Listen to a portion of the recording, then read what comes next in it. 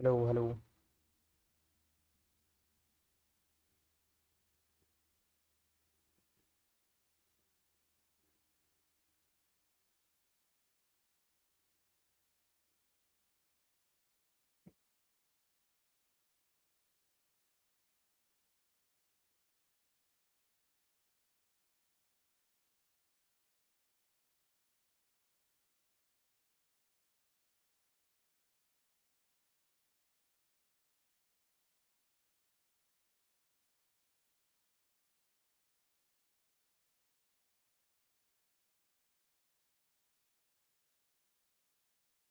Good morning. आवाज येतोय का?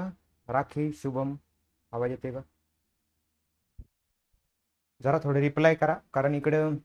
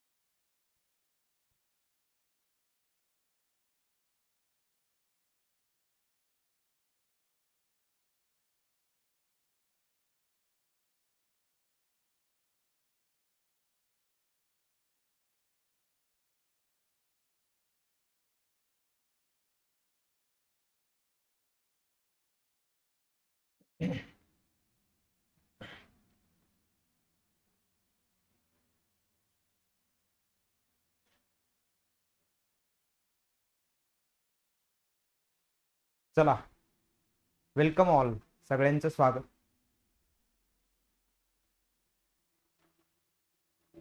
आवाज वगैरे सगळ्यांना क्लिअर आहे? जस्ट एकदा चेक करतो मी. सारंग, शुभम, यस, राखी.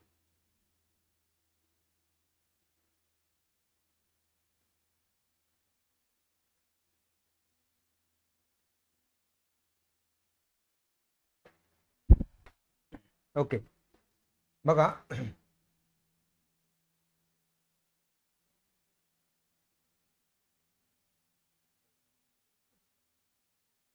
आजच्या भागामध्ये सगळ्यांचं स्वागत.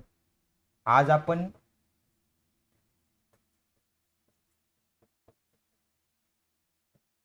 फार सुंदर, फार महत्वाचा आणि MPSC साठी किंवा इथून पुढे सगळ्या राज्यसेवेच्या फॉर्मॅटसाठी, पोस्ट मिळवण्यासाठी अत्यंत महत्वाचा जो फॉर्मॅट आहे, त्या फॉर्मॅटवरती आपण फोकस करतोय. तो फॉर्मॅट आपण सुरू करतो आहोत.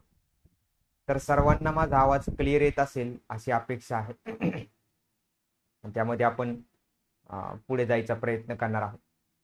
तर निश्चितच आपल्याला जो आजचा भाग आहे त्याच्यामध्ये अनेक प्रश्न पडलेले असतील. कोण कोण नवीन आहेत, कोण कोण जुना असेल, कोण अभ्यास करताना आत्ताची सुरुवात केलेली असेल, किंवा बऱ्याचशा गोष्टी असतील. तर या सगळ्यांचा आढावा जो आहे तो आढावा आपण घेणार आहोत निश्चितच.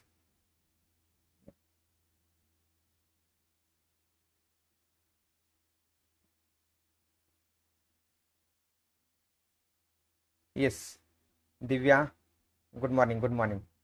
चला, जोश आहे का नाही? सगळे नवीन शिकायचे आज आपल्याला.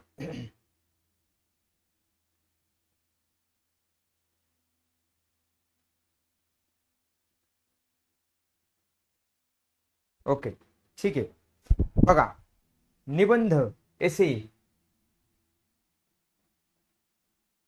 आपल्या सगळ्यांसाठी अत्यंत जिव्हाळ्याचा विषय आहे.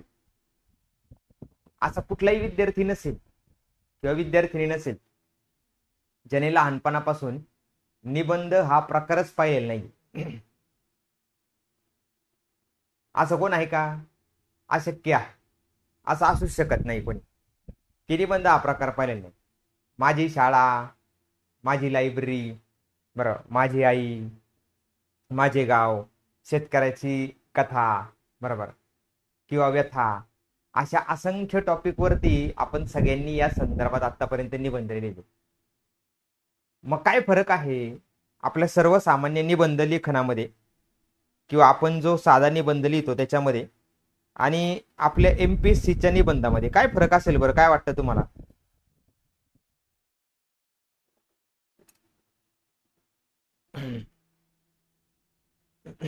काय वाटतं, सांगू शकता का? कोण सांगता येईल कोणाला? येस, तुमच्या कमेंट्स जरा जवळ घेतो मी, म्हणजे मला थोडस पाहता येतील तुमच्या सगळ्यांच्या कमेंट्स. थोडे जवळ घेतो. Good morning, good morning. आतापर्यंत आपण बरेचदा पाहिलं असेल की सर आम्ही निबंध तर लिहिले बुवा, पण एवढे अशा प्रकारचे निबंध किंवा अशा प्रकारचा निबंध पहिल्यांदाच बघतोय. म्हणजे एमपीएससीच्या फॉर्मॅटमध्ये निबंध म्हणजे जरा थोडंसं कठीण काम आहे. तर विषय काय आहे माहिती का, की जो आपला साधा निबंध आहे, ऑर्डिनरी निबंध, त्याच्यामध्ये आपल्याला इमॅजिनेशन वरती फार भर द्यावा लागतो. इमॅजिनेशन जे आहे ते चालू शकते किंवा सोप्या भाषेमध्ये चालते. म्हणजे आपण काय करतो, आपला जो शाळेतला निबंध आहे, सॉरी, दिव्याचं म्हणणं आहे की सर शब्दरचना असेल किंवा स्टेप वाईज लिखाण असेल वगैरे वगैरे, तर सोप्या भाषेमध्ये आपलं जे लिखाण आहे ते ज्यावेळेस साधा निबंध असतो, म्हणजे शालेय पातळीवरचा, बेसिक पातळीवरचा, तर त्याच्यामध्ये इमॅजिनेशन खूप चालते. म्हणजे माझी आई, स्वामी तिन्ही जगाचा, आई विना भिकारी, असे ऍबस्ट्रॅक्ट कन्सेप्ट जे असतात ना त्या फार चालतात. म्हणजे आपण हा निबंध लिहिताना किंवा अशा प्रकारचा निबंध लिहिताना आपण ऍबस्ट्रॅक्ट लिहू शकतो, कल्पना मांडू शकतो किंवा त्याला रोमॅन्टिसाइज करू शकतो, रोमॅन्टिसिझमचा वापर करता येतो. हा फायदा आहे साध्या निबंधामध्ये. पण तोच निबंध ज्यावेळेस एमपीएससी मध्ये येतो किंवा युपीएससी मध्ये येतो, तर त्याच्यामध्ये काय बदल होतो, काय बदल व्हायला पाहिजे, हा प्रवास म्हणजे हा आजच्या लेक्चर पासूनचा तुमचा प्रवास आहे. समजलं? तेजस, दिव्या, सारंग, शुभम, सर्व, राखी, हा प्रवास आहे आणि अतिशय सुंदर असा हा प्रवास असणार आहे. कॅमेरा बंद झाला तर काही काळजी करू नका, परत चालू व्हायचं आपोआप ऑटोमॅटिक. जसं दिव्याने सांगितलं की शब्दरचना आहे, स्टेप वाईज लिखाण आहे, हा पॉइंट सुद्धा बरोबरच आहे, हा मुद्दा सुद्धा बरोबरच आहे की तुम्हाला इथं step wise, step by step जावं लागतं, पॉइंट जे आहेत ते व्यवस्थित लिहावे लागतात, शब्दरचना सांभाळावी लागते. पण केवळ शब्दरचना चांगली आहे बरं म्हणजे तुमचा निबंध चांगला झाला किंवा तो एमपीएससी चालेल असं म्हणायचंय का? समजा मी एखादी कविता म्हटली, कुठली कविता, की समिधाच सख्याया त्यात कसा ओलावा, कोठून फुला परी वा मकरंद मिळावा, जात्याच वृक्ष या एकच त्या आकांक्षा, तव अंतराग्नी क्षणभर तरी फुलवावा. आता ही शब्दरचना तर अतिशय सुंदर आहे. विशाखा काव्य संग्रहामधली कवी कुसुमाग्रज यांची ही कन्सेप्ट आहे. मग याचा अर्थ असा झाला का की ही संकल्पना जी आहे ती सुंदर आहे, म्हणजे आपल्याला एमपीएससी मध्ये ही चालेल किंवा एमपीएससी मध्ये हा निबंध लिहिता येईल आपल्याला? नाही. एमपीएससीचा निबंध जो आहे ना, हे थोडस का होईना हे थोडस वेगळं प्रकरण आहे. ते प्रकरण काय आहे, कशा पद्धतीने आहे किंवा कशा प्रकारे आहे, याचा आढावा आपला आजच्या भागामध्ये घ्यायचा. आता मला सांगा, आपल्या आजच्या कोर्समध्ये कोण असा आहे की जे पूर्णपणे नवीन आहे? सर हात वर केलेले आहेत आणि मला काही माहिती नाही, किंवा निबंध या विषयाशी माझा काही संबंध नाही, किंवा ऍटलिस्ट एमपीएससीचा निबंध या विषयाशी माझं आतापर्यंत कुठल्याही प्रकारचं कर्तव्य नाही. असं कोण आहे का as a MPSC student current related topic वाईट रिअलिस्टिक वर्ड्स फॉर्मॅट? येस, बरोबर आहे. एक एक एक एक टॉपिक येतात ते सगळ्यांचे. बरोबर आहे, तुम्ही जे सांगताय ते बरोबर आहे. त्याला आणखी सोप्या सोप्या भाषेमध्ये आपल्याला पाहायचंय किंवा आणखी थोड्याशा व्यवस्थित फॉर्मॅटमध्ये आपल्याला समजून घ्यायचा. तर आता पहिला भाग येतो आपल्या समोर की सर या एमपीएससीच्या एसएचा आपल्याला किती फायदा होऊ शकतो बरं, म्हणजे एसए हा किती महत्वाचा आहे. एसए हा किती इम्पॉर्टंट आहे. काही नोट्स वगैरे काढायच्या नाहीत, कुठल्याही नोट्स काढायच्या नाहीत, काही लिहून घ्यायचं नाही, काहीच नाही. बिनधास्त राहा, सगळ्या नोट्स तुम्हाला मिळतील. निबंध वेगवेगळ्या टॉपिक वरती कसा लिहायचा याचा सगळा फॉर्मॅट तुम्हाला मिळेल. कुठल्याही प्रकारची अडचण येणार नाही, त्यामुळे कुठेही काहीही तुम्ही लिहून घ्यायची गरज पडणार नाही.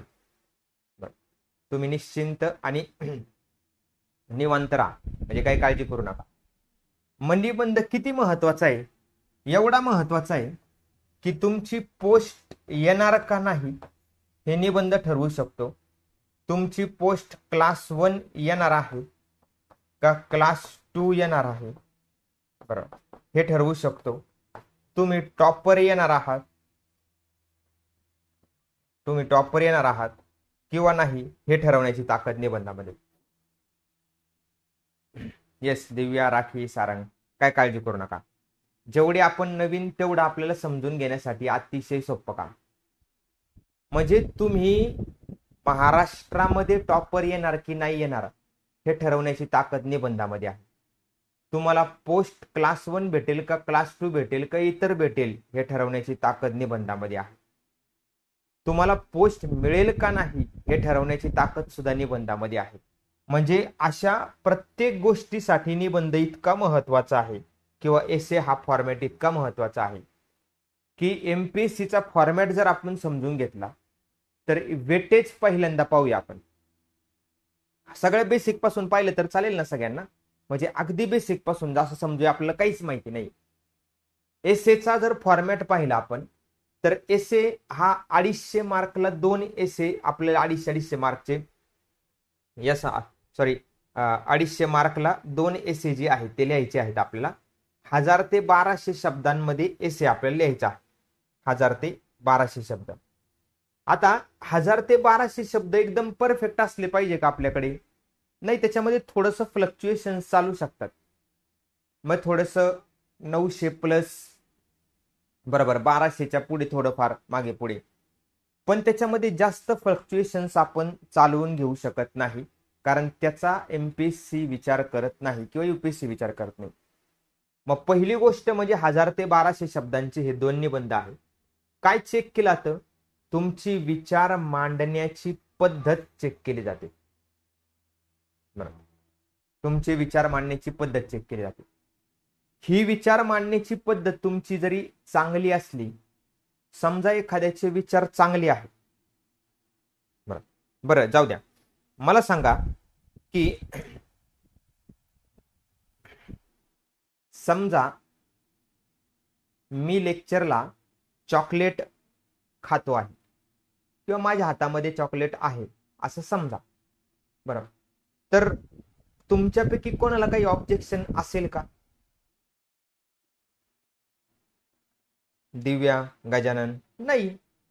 सर चॉकलेट खाऊ शकता, थोडंसं एनर्जेटिक असेल किंवा काय काय काय गोष्ट.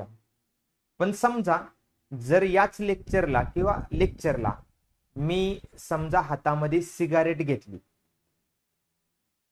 तर तुमच्यापैकी कोणाचं ऑब्जेक्शन असेल का? ते होणार सर ऍब्सोल्युटली.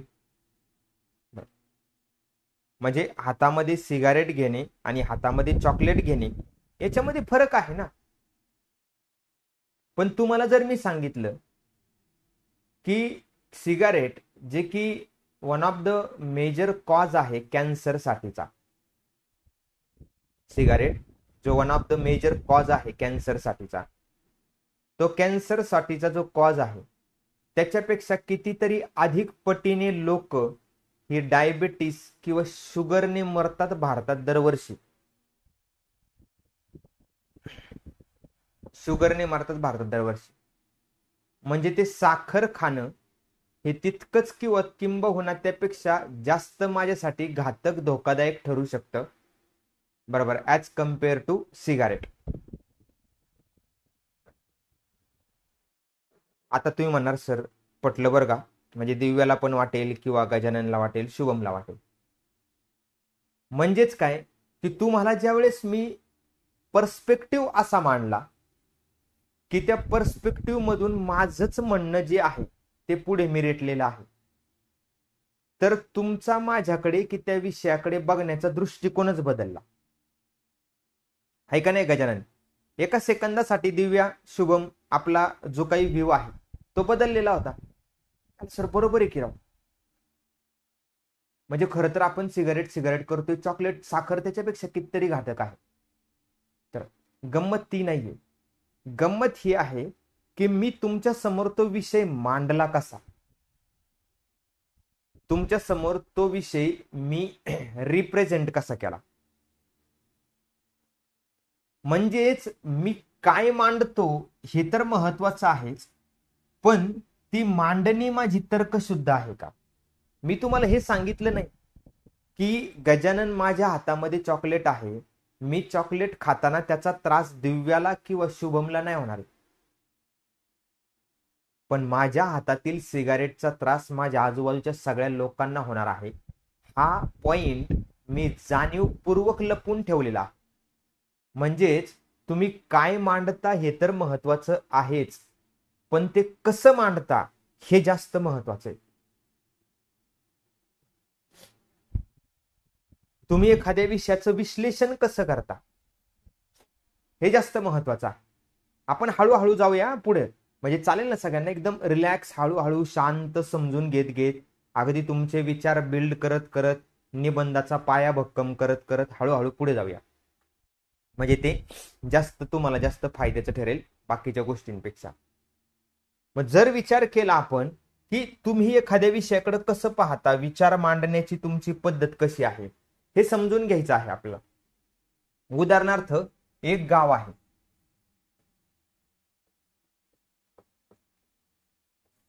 बरं, एक गाव आहे, त्या गावामध्ये 1000 लोक जी आहेत ते 1000 लोक राहतात. 1000 लोकांमध्ये, बरोबर, गावामध्ये एक पाण्याची विहीर आहे, एक पाण्याची विहीर आहे. या पाण्याच्या विहिरीवरती काही बांधकाम करायचं आहे किंवा काही स्ट्रक्चर उभा करायचं आहे, बरोबर, काही स्ट्रक्चर जे आहे ते स्ट्रक्चर उभं करायचं आहे. गावातील ग्रामसभा निर्णय घेते. त्या ग्रामसभेमध्ये 800 लोकांचं म्हणणं आहे आणि 200 लोकांचं म्हणणं आहे. 800 लोकांचं म्हणणं आहे की बांधकाम केलं पाहिजे, 200 लोकांचं म्हणणं आहे की ते बांधकाम नाही केलं पाहिजे. बरोबर, आता मला सांगा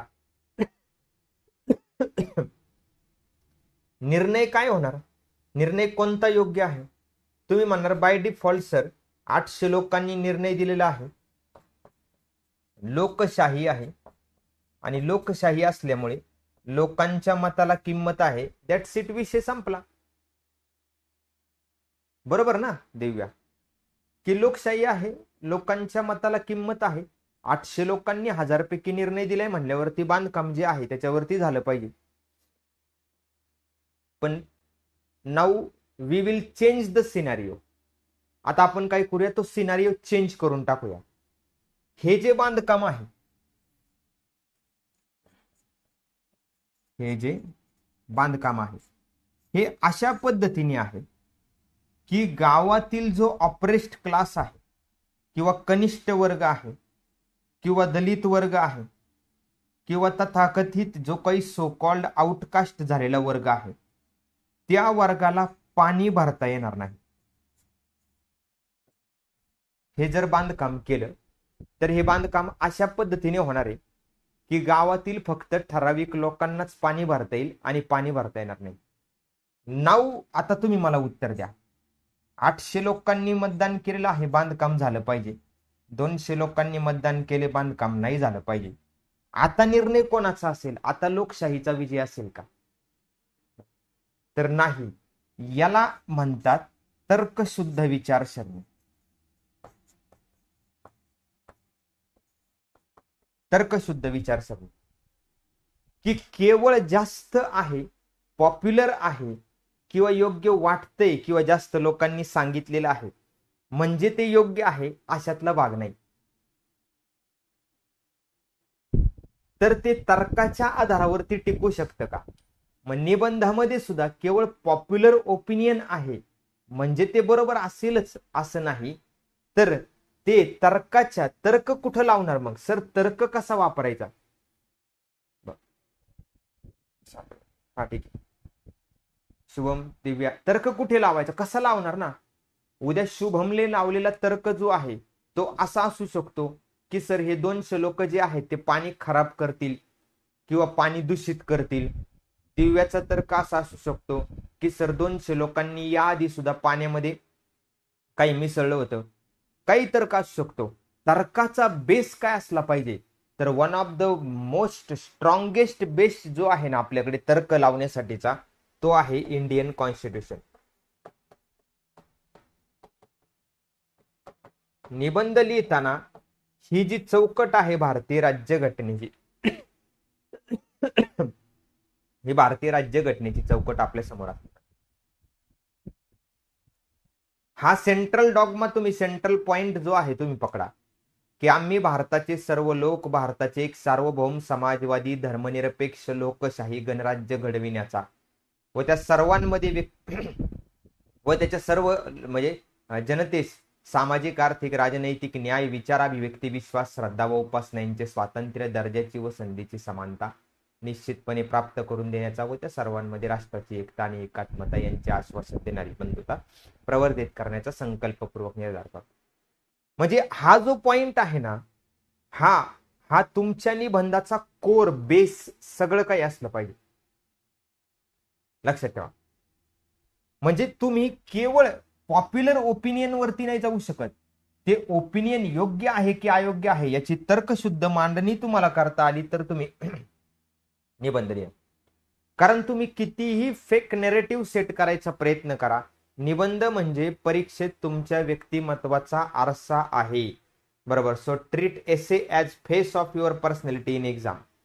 तुमचा फेस म्हणजे निबंध असणार आहे. तुम्ही किती प्रयत्न करा, तुम्ही चांगले आहात असं प्रिटेंड करण्याचा, ते कुठे ना कुठेतरी बाहेर येणारच आहे. तुम्ही बोलू शकता, तुम्ही चर्चा करू शकता, काय अडचण नाही.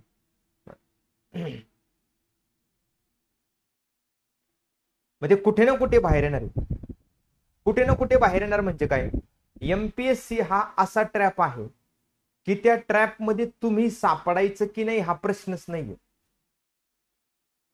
तो ट्रॅप तुम्हाला शोधून काढणार आणि तुम्हाला पकडणार. तुम्ही इच्छा असो किंवा नसो, गोष्टी आवडतात का सगळ्यांना? गोष्ट आवडते काय ऐकायला?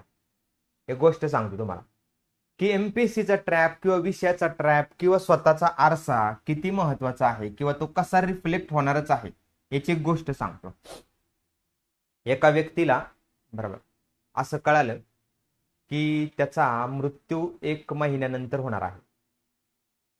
काही दिवसानंतर 1 महिन्यानंतर त्याचा मृत्यू होणार आहे. त्याला कळल्यानंतर तो घाबरून गेला. तो म्हणाला की मला ज्या वेळेस यमदूत न्यायला येतील, म्हणजे यमदूत न्यायला येईल त्यावेळेस मी त्याला सापडणारच नाही. मी अशा जागी लपून बसेल. त्यांनी खूप प्रयत्न केले की आता काय करता येईल. मग त्यांनी मोठे मोठे साधू बरोबर बाबा यांच्याशी सल्ला मसलत केली. त्यांनी त्याला एक जागा सांगितली की अशी जागा एक आहे हिमालयामध्ये की जिथं गेल्यानंतर तिथे कोणाला सापडली नाही आतापर्यंत. तो म्हणतो ठीक आहे. बरोबर. मग त्याच्यामध्ये 8-10 दिवस जातात सगळं विचारण्यामध्ये. मग तो प्रवासाला निघतो. प्रवास करत करत पुन्हा 10-15 दिवस तिथे जातात. बरं जातात आणि त्या हिमालयामध्ये तो गुफा शोधतो. खूप आतमध्ये असते, खूप अशी दुर्मिळ गुफा की जिथं कोणी पोहोचू शकत नाही. आणि तो पोहोचायचा दिवस आणि तो महिना संपायचा दिवस एकच असतो. तो म्हणतो सुटलो बाबा आता एकदाचा. म्हणजे एवढं सगळं करून मी या संदर्भात प्रयत्न केले आणि यशस्वी झालो, मी अशा जागी जाऊन पोहोचलो. तिथं तो पोहोचला ना पोहोचला, तोच त्याच्या समोर यमदूत किंवा यमदेव उभा असतो. आता हा शॉक गडी हा म्हणतो की अरे असं कसं काय झालं, म्हणजे मी अख्खं जग धुंडाळलं, जग इकडं तिकडं उलट पालट केलं आणि ही जागा शोधली. तर तो यमदूताला म्हणतो की यमदूता आता हे खरं सांग, मी एवढं सगळे प्रयत्न केले, एवढं सगळं केलं आणि तरी सुद्धा तू मला शोधून कसं काय काढलं. तर यमदूत काय म्हणतो त्याला, तो म्हणतो अरे तुला ते शोधून काढलं ते सोड, ते महत्वाचं नाहीये. प्रॉब्लेम हा आहे की तुझा मृत्यू इथे होता, या गुहेमध्ये तुझा मृत्यू होता, तुला इथपर्यंत कसं आणायचं हा मी विचार करत होतो. This is how MPSC traps work, trap works. एमपीएससीचा ट्रॅप असा वर्क करतो की तुम्ही त्या ट्रॅपमध्ये सापडत नाही, बरोबर तिथं जाता त्याच्यामध्ये म्हणता की मी आलेलो आहे, मला खा आता तू बाबा, असा प्रश्न आहे. त्यामुळे तुम्ही कितीही प्रिटेंड करण्याचा प्रयत्न केला की निबंधामध्ये मी फेक नॅरेटिव्ह करेल, की मी राज्यघटनेची फेक भूमिका मांडेल, माझं व्यक्तिमत्व त्याच्यातून दिसणारच नाही, असं होईल. तसं नाहीये. You have to change your personality, you have to improve your personality to get more and more. कसे मिळतील तर PYQच्या ट्रेंडवरून मिळतील. म्हणजे PYQ हा तुमच्या जगण्याचा आधार असणार आहे निबंधासाठी, की रिसेंट घटना ज्या आहेत त्या काय झालेल्या आहेत. रिसेंट घटना म्हणजे फ्रॉम फॅक्च्युअल टॉपिक्स, गव्हर्नन्स पासून, एज्युकेशन पासून टू ऍबस्ट्रॅक्ट किंवा फिलॉसॉफिकल टॉपिक. म्हणजेच काय तर अगदी ठोस विषयांपासून, फॅक्च्युअल टॉपिक पासून ऍबस्ट्रॅक्ट म्हणजे फिलॉसॉफिकल टॉपिक वरती, सगळ्या घटकांवरती तुम्हाला निबंध विचारले जाऊ शकतात. मग you have to prepare for both. आणि वास्तविक एक फॅक्च्युअल आणि एक फिलॉसॉफिकल असा निबंध आल्याशिवाय येऊ शकतो. एवढी मोठी गंमत आहे याची. मागील प्रश्नपत्रिका पाहिले की विषयाचे ट्रेंड समजून येतात. आता समजा फॉर एक्झाम्पल आपण आत्ताच्या काळाचा विचार करूया. आता सध्या काय चालू आहे, मग सध्या चालू आहे समजा निवडणुकांचा कालावधी चालू आहे, स्थानिक स्वराज्य संस्थांच्या निवडणुकांचा कालावधी चालू आहे, राष्ट्र पातळीवरती विमान अपघात झालेला आहे, धार्मिक दृष्ट्या थोडं संवेदनशील वातावरण तयार झाले, देशाची राजधानी दिल्ली इथं बॉम्बस्फोट झालेला आहे, मग अतिरेकी हल्ला आहे, धर्मांधता आहे, शिक्षण आणि सुज्ञता यांचा संबंध असणारा हा घटक आहे, किंवा राज्य पातळीवरती मग जातीय द्वेषाचं वातावरण आहे, आरक्षणाचा प्रश्न आहे. अशा सगळ्या रिसेंट टॉपिक वरती तुम्हाला निबंध विचारले जाणार, निबंध विचारले जातात.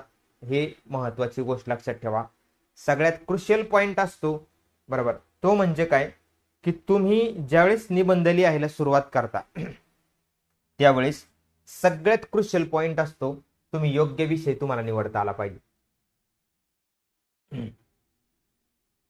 हा विषय लय भारी वाटतोय बघा. दोन प्रकारचे विद्यार्थी असतात. एक असतात की हा विषय पॉप्युलर आहे, याच्याविषयी सगळी माहिती आहे, मी निबंध लिहितो किंवा लिहिते आणि पास होते. दुसऱ्या प्रकारचे विद्यार्थी असतात मुद्दामून खाजवून खरूच करायचं, काय की नाही नाही मी आहे ना, मी सगळ्या विषयातून वेगळाच विषय निवडणार, म्हणजे मी लय डेंजर आहे, मी असा नाहीये, मी अशी नाहीये, मी काहीतरी वेगळंच निवडणार. तर दोन्हीही विषय जे आहेत ते दोन्हीही टोकाच्या भूमिका आपल्या उपयोगाच्या नाही. तुम्ही योग्य विषयाची निवड इथं म्हणजे विषयाची निवड तुम्ही योग्य केली की 50% तुम्ही जिंकलेला असता, हे पहिलं लक्षात ठेवा. त्यामुळे choose topic that matches interest plus knowledge. तुमचा इंटरेस्ट आणि नॉलेज असलेलाच टॉपिक निवडा बरोबर. जिथं स्वारस्य आहे, जिथं ज्ञान आहे, तोच टॉपिक निवडा. सर असा कुठलाच टॉपिक नाही की याच्यामध्ये मला स्वारस्य पण असेल, ज्ञान असेल, मग असं कुठलाच टॉपिक नसेल तर आपण एमपीएससीचे विद्यार्थीच नसणार आहे.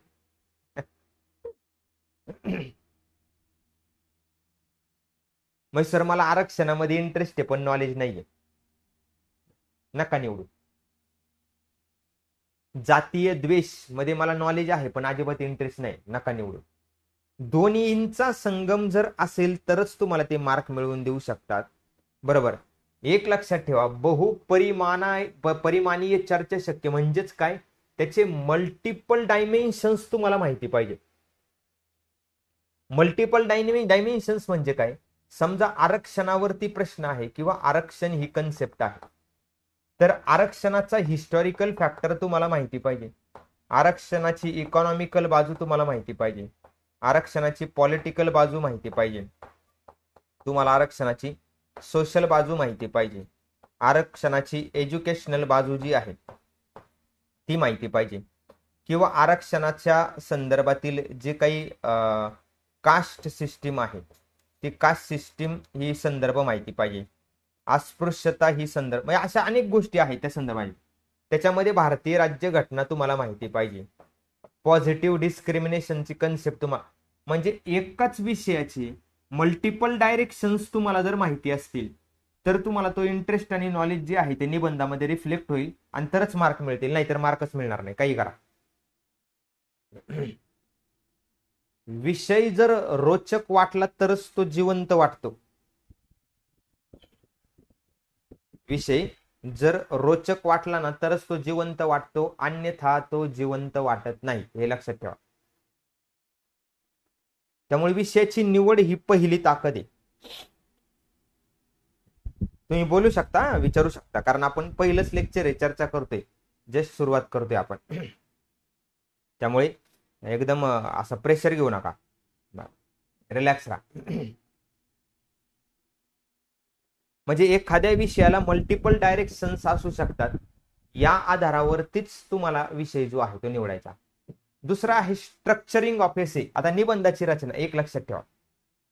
मला सांग, मला दिव्याने प्रश्न विचारला काय की सर PSIचं ग्राउंड करायचंय, 800 मीटरचं ग्राउंड आहे आणि मला पैकीच्या पैकी मार्क घ्यायचे, मी काय करू?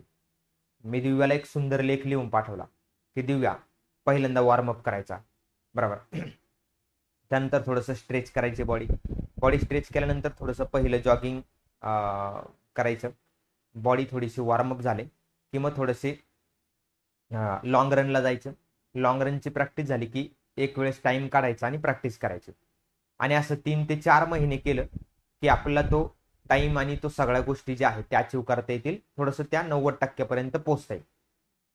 मला सांगा, ह्या सगळ्या नियमांना ऐकून, या नियमांना पाठ करून will Divya be able to achieve the goal? होऊ शकतं का असं की या नियमांना पाठ करून किंवा नियमांना धरून दिव्याला सगळे मार्क्स मिळतील? ऍब्सोल्यूट नाही. मी तुम्हाला आता किती पण सांगू द्या, इंट्रोडक्शन लिहा निबंधाची, बॉडी लिहा किंवा कन्क्लुजन लिहा, असा निबंध होत नाही. तो दिव्याला उतरावं लागणार ग्राउंडवरती, रोज मी जे सांगितले तसं करावं लागणार, धडपडावं लागणार, 100 चुका कराव्या लागणार, आणि त्या 100 चुकांनंतर 1/100वी वेळ जी असेल त्यावेळेस दिव्या परफेक्ट होईल किंवा परफेक्शनच्या जवळ जाईल. मग केवळ इंट्रोडक्शन मी सांगितलं, निबंधाचं इंट्रोडक्शन लिहायचं 100 ते 150 शब्दामध्ये, context plus thesis statement, logical paragraphs लिहायचे, डायमेन्शन्स एक्सप्लेन करायचे 60 ते 70% पार्ट, कन्क्लुजन मध्ये समराईज करायचं, वे फॉरवर्ड करायचा, म्हणजे पुढची दिशा सुचवायची. असं नसते. हे ठीक आहे, हे तुम्ही लक्षात ठेवायचे सुरुवातीला नवीन असाल तर, की इंट्रोडक्शन, बॉडी आणि कन्क्लुजन. शब्द नाही लिहायचे आता असे की माझं इंट्रोडक्शन हे आहे, माझी बॉडी ही आहे किंवा कन्क्लुजन, नाही. तर तो फॉर्मॅट तसा असला पाहिजे.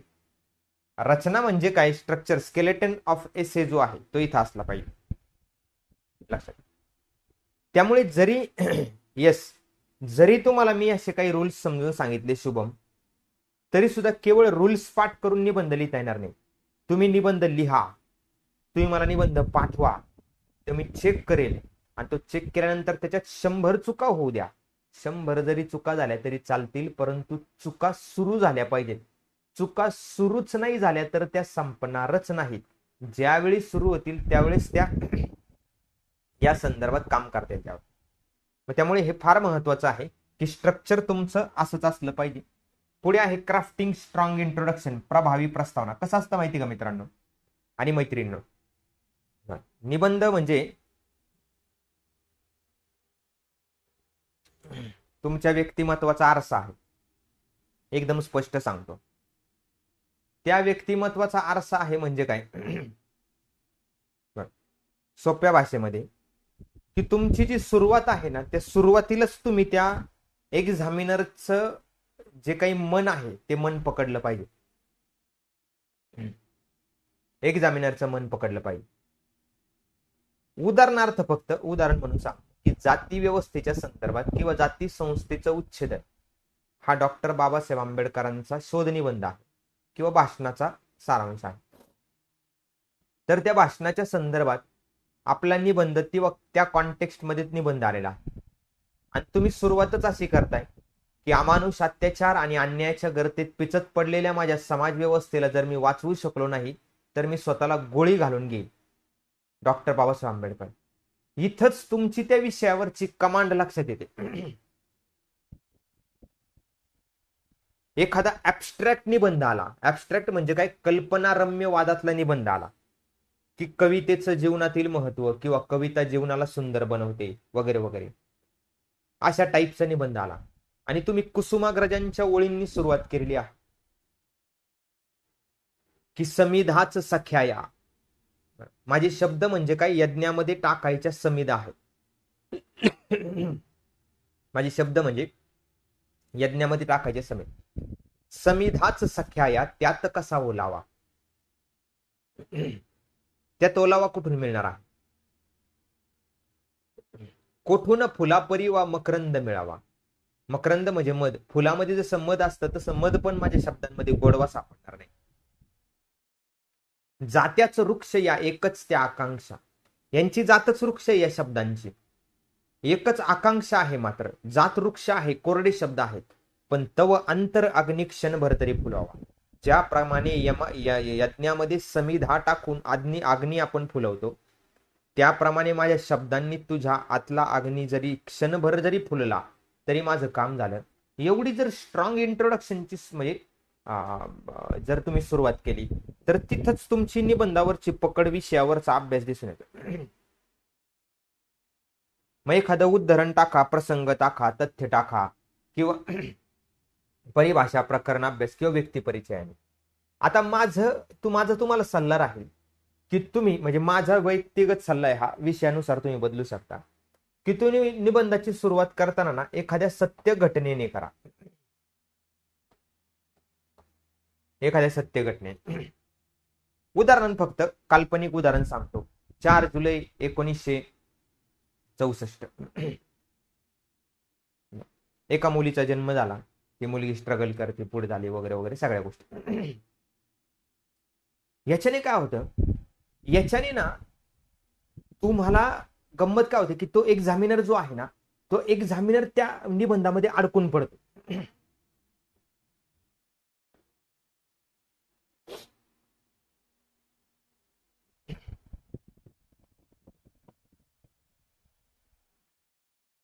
एक्झामिनर जो आहे तो निबंधामध्ये अडकून पडतो, नकळतपणे अडकून पडतो की अरे नक्की काय म्हणायचं, म्हणजे काय चाललंय, काय म्हणायचं. एखाद्या मूवीचा ट्रेलर असतो बघा, त्या मूवीचा ट्रेलर आपल्याला काय करतो, त्या मूवीचा ट्रेलर आपल्याला सांगतो की यार पिक्चर बघायचा की नाही, मूवी बघायची की नाही. जर आपल्याला तो ट्रेलर आवडला किंवा जर आपल्याला असं वाटलं की नाही काहीतरी याच्यामध्ये दम आहे, तर आपण पुढे जायला बघायला. ट्रेलर मध्येच आपल्याला कळेल की अरे काय बकवास, सगळं विषय संपला.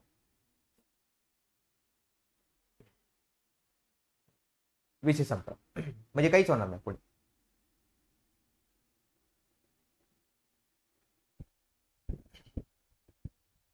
एक मीरा नावाची मुलगी आहे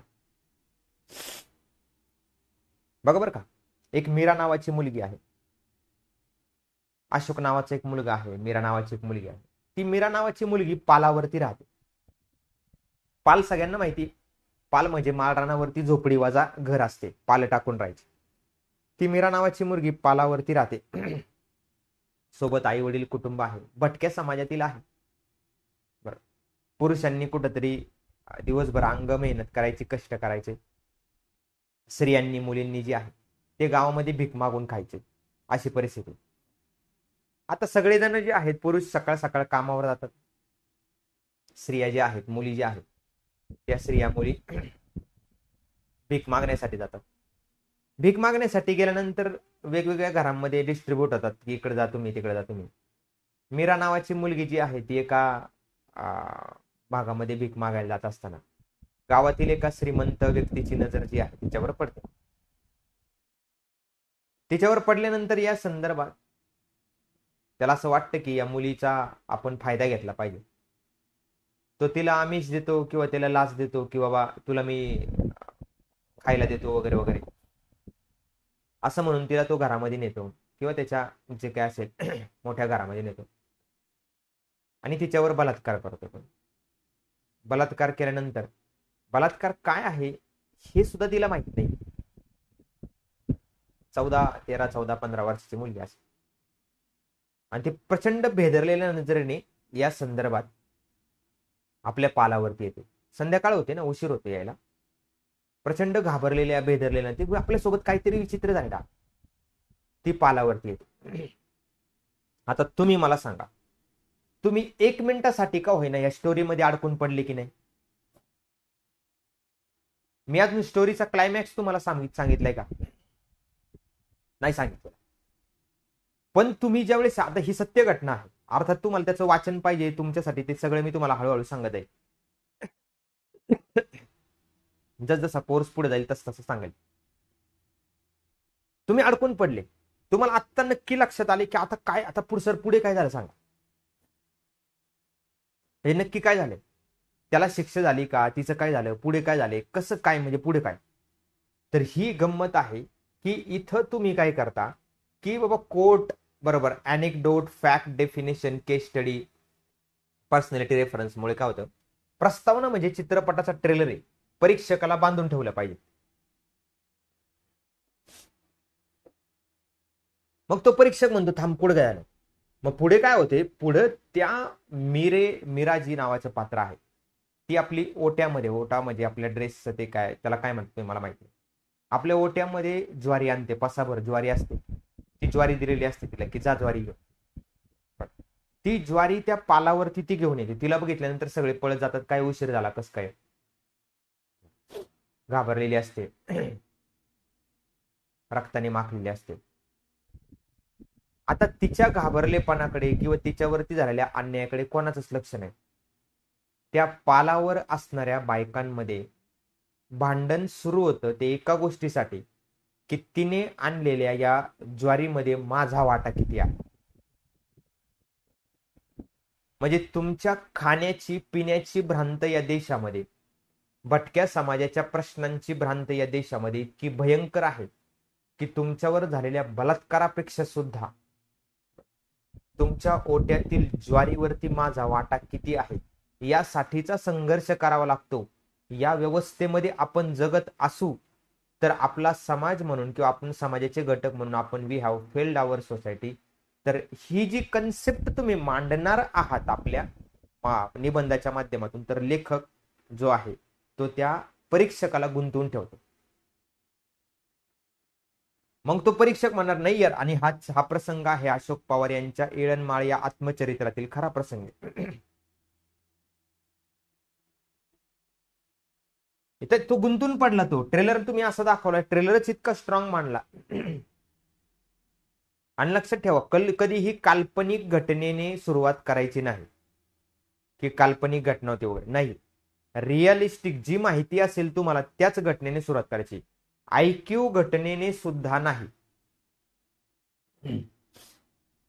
ऐकून देखील सुरुवात नाही करायची.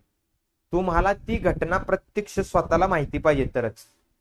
मग इंट्रोडक्शन तुम्ही स्ट्रॉंग केलं की मग येतो मुख्य भाग विकसित करा, डेव्हलपिंग द बॉडी. कुठलाही विषय पकडा, तुम्ही एखादा विषय सांगा, चला पटकन कुणी पण एखादा विषय सांगा,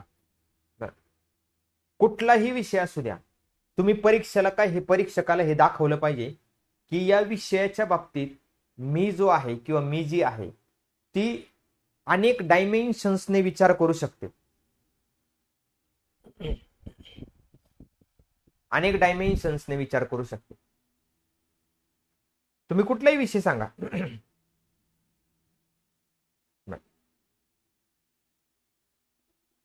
त्याच्यावरती आपण चर्चा करू. असं नको व्हायला की पूर्वतयारी आहे त्याच्यावरतीच आपण फोकस करा. नाही, तुमच्या डोक्यामध्ये कुठलाही विषय असू द्या आता सध्या, तो विषय सांगा. आरक्षण सोडून, कारण मग अशी आरक्षणाला आपण घेतला होता, मग मी तुम्हाला सांगतो की डेव्हलपिंग द बॉडीमध्ये मुख्य भाग विकसित करताना वेगवेगळे डायमेन्शन्स एका विषयासंदर्भात कसे वापरले जाऊ शकतात. त्याने काय होतं, त्याने परीक्षकाला हे दिसतं की फ्रेंडशिप आहे, मैत्री आहे. बघा, मैत्री हा टॉपिक आहे. आता मैत्री म्हणजे असा तर निबंध येणार नाही की मैत्रीवर निबंध लिहा. मग तुम्ही समजून घ्या की त्या निबंधाचा सेंट्रल पॉइंट जो आहे तो मैत्री आहे, फ्रेंडशिप आहे. बरोबर. आता बघा, आता तुम्हाला काय दाखवायचंय की तुम्ही मैत्री या विषयाकडे किती वेगवेगळ्या पद्धतीने पाहू शकता. मैत्री या विषयाकडे किती वेगवेगळ्या पद्धतीने पाहू शकता किंवा मैत्री कशा प्रकारे किंवा काय काय आहे. तर समजा तुम्ही त्या मैत्रीला आर्थिक, सामाजिक,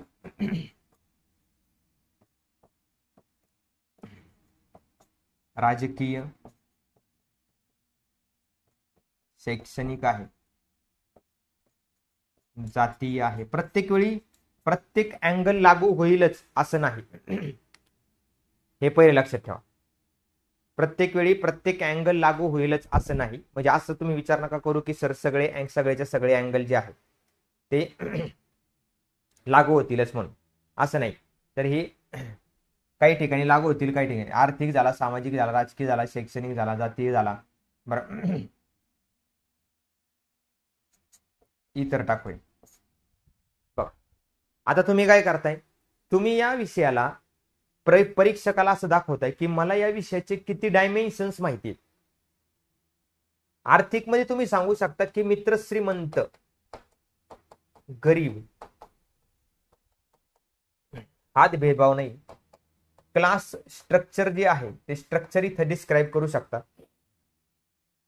की समाजामधील जे क्लास स्ट्रक्चर आहे, वर्गरचना, श्रीमंत गरीब, त्याच्यामध्ये मैत्री विषयीची कशी म्हणजे कशा प्रकारे भेद पडतो किंवा कशा प्रकारे ती मैत्री जी आहे ती पैसा बघून होते किंवा श्रीमंत श्रीमंत मित्र होतात, गरीब गरीब मित्र होतात, वगैरे वगैरे. आणि त्याच्यामुळे श्रीमंताच्या मदतीने श्रीमंत वर जातो, गरीबाच्या मदतीने गरीब खालीच राहतो. मग त्यामुळे समाजातील क्लास स्ट्रक्चर जे आहे टिकून राहतं. सामाजिक म्हणजे काय, समाजातील स्तरीकरण. स्तरीकरण म्हणजे काय, तर स्ट्रॅटिफिकेशन. स्ट्रॅटिफिकेशन म्हणजे काय, तर समाजामध्ये जो कनिष्ठ वरिष्ठ हा भेद जो आहे त्या विविध सामाजिक गटातील मैत्री जी आहे ती मैत्री पण त्या लेवलची असते. म्हणजेच जी श्रीमंती आहे किंवा जो वरचा वर्ग आहे त्याच्यामध्ये भावना जी आहेत त्या भावना कमी आहेत, खालच्यामध्ये भावना जी आहेत त्या भावना जास्त असतात.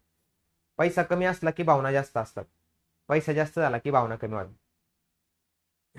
याला इतरही अँगलने तुम्ही मांडू शकता की सामाजिक दृष्ट्या तुम्ही, बरोबर, मुलींची मैत्री आहे, मुले मैत्री आहे, मुला आणि मुलींची मैत्री आहे, तृतीय पंथीय आहे, LGBTQIA अशा प्रकारचे प्लस यांची मैत्री आहे.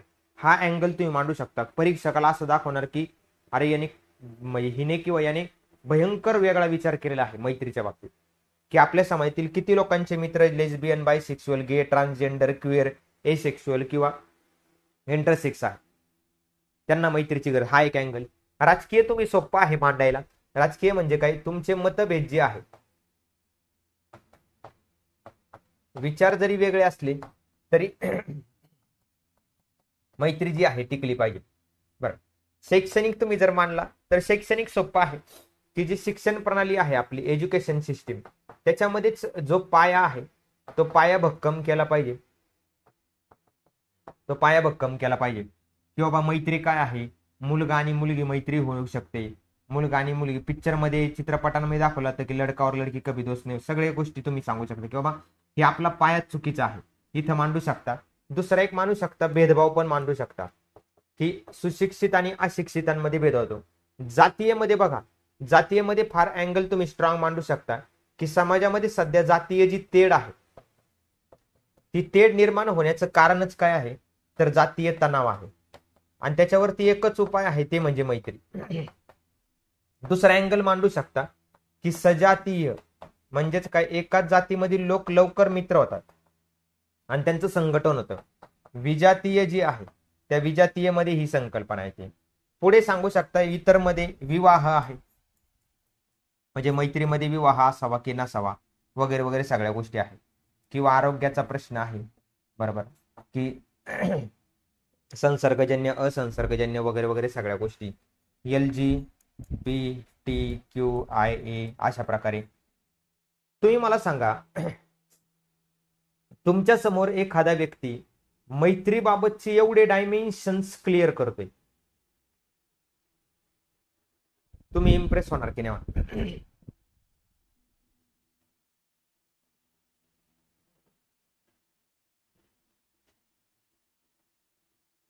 पुन्हा त्याचे प्रॉज आणि कॉन्स पण मांडा.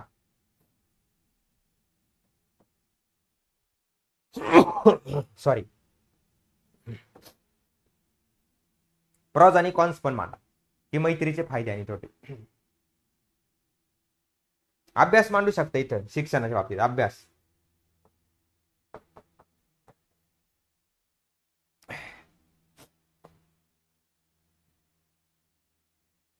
काय, अजून कुठलाही विषय तुम्ही घ्या. हा ठीक आहे, काहींना जातीय अँगल लागू होणार नाही, म्हणजे पर्यावरणाचा विषय त्याला जातीय अँगल लागू होणार नाही. समजा आरक्षणासारखा विषय आहे, त्याला समजा कुठला इतर अँगल जो आहे तो लागू होणार नाही, तसे आरक्षणाला सगळेच लागू. म्हणजे मी तुम्हाला हे सांगतोय की बाबा तुम्ही ज्यावेळेस बॉडी निबंधाचे लिहिणार आहात, बॉडी म्हणजे हार्ट ऑफ द एसे आहे, निबंधाचं हृदय आहे, 60 ते 70% भागित असतं, 60 ते 70%. नाही, मुळात दिव्या मैत्रीच्या बाबतीत विचार न करता केलेलीच बरी आहे. म्हणजे मैत्रीच्या बाबतीत विचार करता कामच नाही, खरं तर विचार करून करते ती मैत्री कसली. पण ते मैत्रीचे अँगल असतात. कोणी किती म्हणू तुम्हाला, जातीचा अँगल मैत्रीमध्ये आहेच की. तुम्ही बघा एकाच जातीमध्ये लवकर मैत्री होणार आहे, कारण भारताची सामाजिक जी काही परिस्थिती आहे किंवा सोशल स्ट्रक्चर ऑफ इंडिया जी आहे ते सोशल स्ट्रक्चरच असं आहे.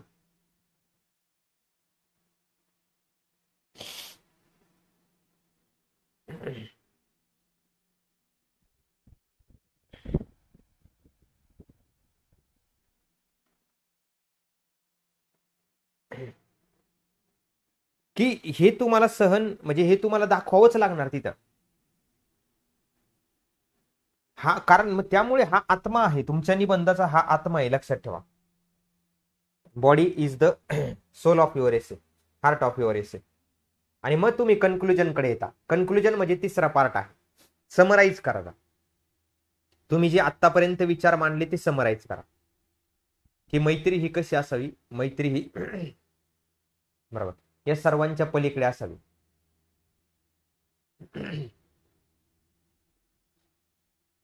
कोणीतरी म्हणतं की निबंध हे येतो ना व्हॉट्सअपला स्टेटस, की मित्र कर्णासारखा असावा, जो तुमच्या चुकांमध्ये सुद्धा तुमच्या सोबत राहील. Absolutely wrong.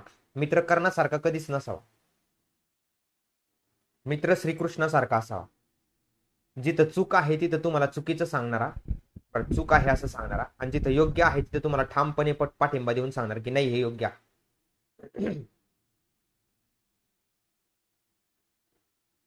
जे चुकीचं आहे ते चुकीचं आहे हे स्पष्ट सांगितलं, आणि जिथं योग्य आहे तिथं समोर तुझे नातेवाईक जरी असले किंवा तुला तुझे जरी आप्तस्वकीय जरी दिसला तरी सुद्धा हातामध्ये हत्यार उचल आणि त्यांचा सर्वनाश कर किंवा नायनाट कर, हे स्पष्टपणे सांगणारा मित्र असला पाहिजे.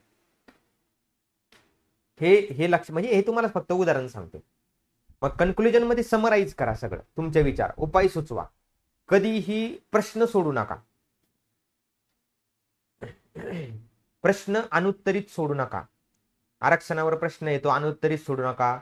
आर्थिक आरक्षणावर प्रश्न येतो अनुत्तरित सोडू नका. प्रश्न अनुत्तरित सोडू नका. उपाय सुचवा, की तुमच्याकडे काय उपाययोजना आहेत. म्हणजेच काय, तुम्ही जे इंट्रोडक्शन मध्ये लिहिलं होतं ना, सायक्लिक रिटर्न टू इंट्रोडक्शन, तुम्ही जे इंट्रोडक्शन लिहिलं होतं ना, तर त्याला पुन्हा जोडा. ते पुन्हा तोच प्रश्न, हा सर एकदम पाठ करून ठेवते मी की give solution cyclic return to, अजिबात होणार नाही. हे फक्त ऐकण्यासाठी आहे,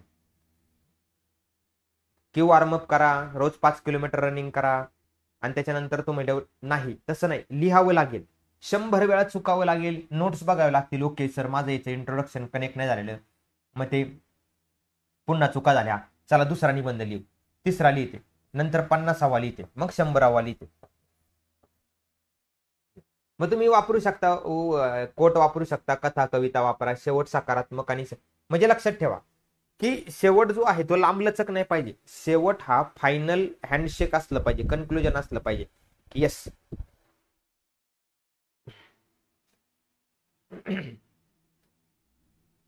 आणि माझ्या दृष्टीने निबंध लिहिताना सगळ्यात महत्वाचा भाग आहे तो म्हणजे brain storming. Spend at least 15 to 20 minutes to draw your imagination.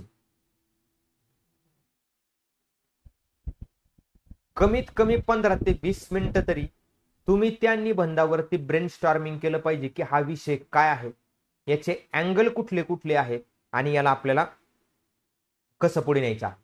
म्हणजेच काय तर आयडिया हे करा, माइंड मॅप ड्रॉ करा, प्रॅक्टिस विकली म्हणजे किंवा टेक फीडबॅक वगैरे वगैरे. आता तुम्ही म्हणाल सर की काय फरक पडतो ना, काय फरक पडतो की समजा ब्रेन स्टॉर्मिंग केलं नाही केलं तरी सुद्धा मी लिहू शकतो किंवा लिहू शकते. उदाहरणार्थ कास्ट ॲट्रॉसिटीज घेऊया.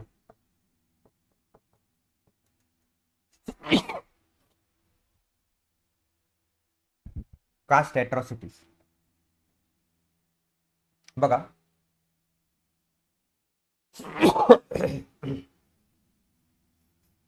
कास्ट ॲट्रॉसिटीज हे ब्रेन स्टॉर्मिंग चालू आहे बरं का आपलं.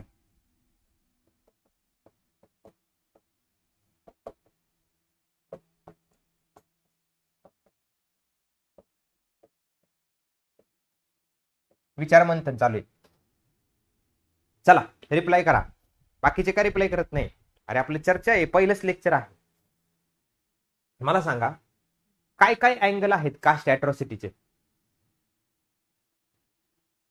ॲट्रॉसिटीचे काय काय अँगल आहे. समजा फॉर एक्झाम्पल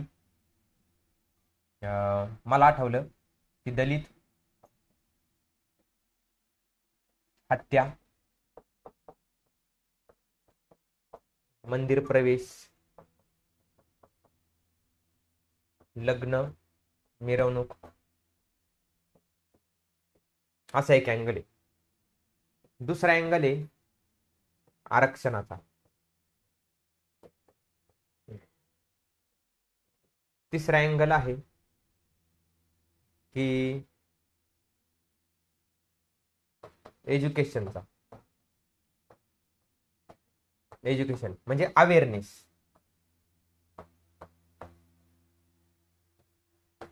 चौथा अँगल आहे कास्ट ॲट्रॉसिटीचा, NCRBचा डाटा. पाचवा अँगल आहे तो म्हणजे SC ST ॲट्रॉसिटीज ऍक्ट 1989चा. कोणीच रिप्लाय नाही केला का. बरं, सहावा अँगल आहे तो म्हणजे सुप्रीम कोर्ट, हायकोर्ट. सातवा अँगल आहे इंडियन कॉन्स्टिट्यूशन. बघा बरं का गंमत काय. आता पुढे आठवा अँगल आहे आर्थिक अन्याय वगैरे संदर्भात. नववा अँगल आहे राजकीय,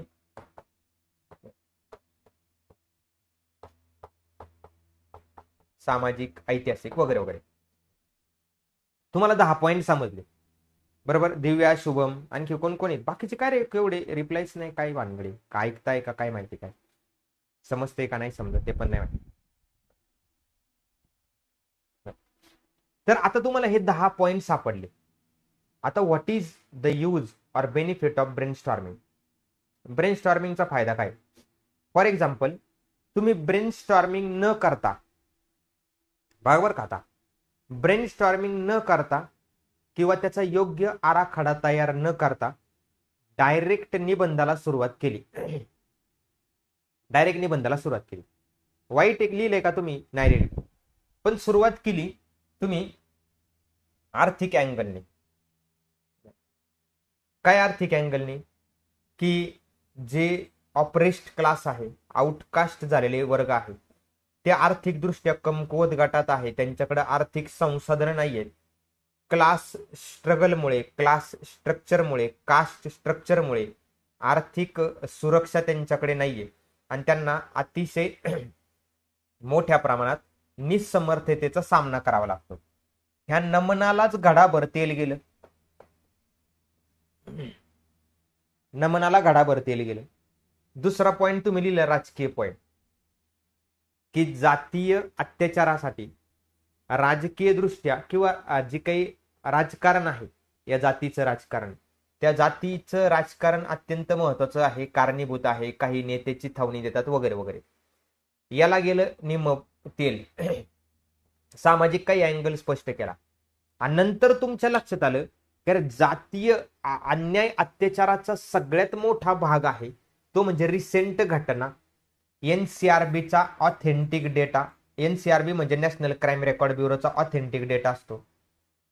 त्याच्यासाठी या संदर्भात SC/ST अॅट्रॉसिटीज प्रिव्हेन्शन ऍक्ट 1989 होता. इंडियन कॉन्स्टिट्यूशन मध्ये असलेल्या तरतुदी आहे.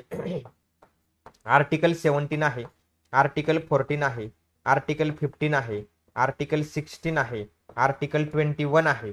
अशा अनेक तरतुदी आहेत. म्हणजे काय होतं, या ब्रेनस्टॉर्मिंग मुळे काय फायदा होतो की जे कमी महत्वाचे पॉइंट आहेत त्याला लिस्टिंग आउट करता येतं. म्हणजे मला priority number 1, 2, 3, 4, 5 dash dash dash कोणत्या क्रमाने जायचं आहे हे तुम्ही ठरवता. म्हणजे वाचणाऱ्याला पण समजतं की सगळ्यात महत्वाचा मुद्दा त्यांनी आता घेतलेला. उदाहरणार्थ दलित हत्ये संदर्भात जी एस्टॅब्लिश केस आहे प्रसिद्ध, ती थोडक्यात तुम्ही मेन्शन केली आणि त्याचा अँगल इकडे इकडे इकडे इकडे जोडत गेला तर त्याची एक लिंक लागेल, नाही तर सगळं विस्कळीत होईल. कमी महत्वाच्या पॉइंटला खूप जास्त जागा गेल्यामुळे नंतर तुमच्या जास्त महत्वाचे पॉइंट लक्षात येतात आणि ते लिहिताच येत नाही.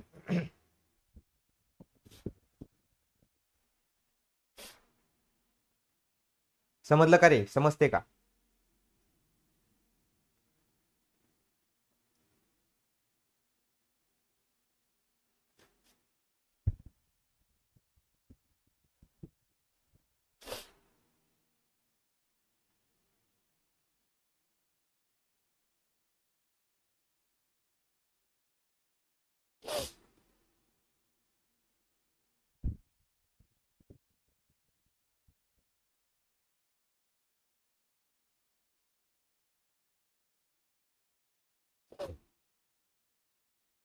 समजलं का सगळ्या गोष्टी? मग त्यासाठी आपल्याला लक्षात ठेवा, हे जे आहे तर तुमचा गाभा क्षेत्राचा भाग आहे. कन्क्लुजन नंतर सॉरी, की ओपिनियन बेस्ड ज्यावेळेस निबंध येतील मतांवर आधारित, ऍबस्ट्रॅक्ट टॉपिक असतात म्हणजे विजडम फाइंड्स ट्रूथ, बरं याच्यामध्ये fact plus philosophy plus ethics असे सगळे असतात. म्हणजे शहाणपण हे सत्य शोधतं, त्याच्यामध्ये तथ्य पाहिजे, तत्वज्ञान पाहिजे, नीतिशास्त्र सगळं पाहिजे. मग तिथं तुमची टेस्ट ऑफ बॅलन्स होत असते, समतोल तपासणी. ज्यावेळेस ओपिनियन बेस असतो ना त्यावेळेस समतोल तपासणी असते. कंटिन्युटी डायरेक्शन बरोबर पाहिजे आणि सगळ्यात महत्वाचं शुभम म्हणजे काय, क्रम म्हणजेच नंबरिंग बरोबर पाहिजे. नंबरिंग बरोबर पाहिजे, नाहीतर अति महत्वाचा पॉइंट खाली गेलाय सगळा, तो तपासणारा म्हणतो अरे काय माणूस आहे हा, काय बाई आहे ही. एनसीआरबीचा data, SC/ST atrocities act, supreme कोर्टाचे महत्वाचे निर्णय, प्रोव्हिजन इन इंडियन कॉन्स्टिट्यूशन, हे इतक्या महत्वाच्या तरतुदी यांनी 4 ओळीमध्ये संपवल्यात आणि पहिल्या 10 ओळी त्या मी इथं आर्थिक आणि सामाजिक फॅक्टरला घालवले. ते काय होतं तर तुम्ही रॅन्डम लिहिता म्हणून. गुड मॉर्निंग शुभम, काय अडचण नाही, पहिलंच लेक्चर आहे. भरपूर अविश्वास असेल किंवा काय चाललंय सर, कसं चाललंय, पण त्या अविश्वासाचं रूपांतर विश्वासामध्ये आपण 100% करू, काय काळजी करू नका तुम्ही.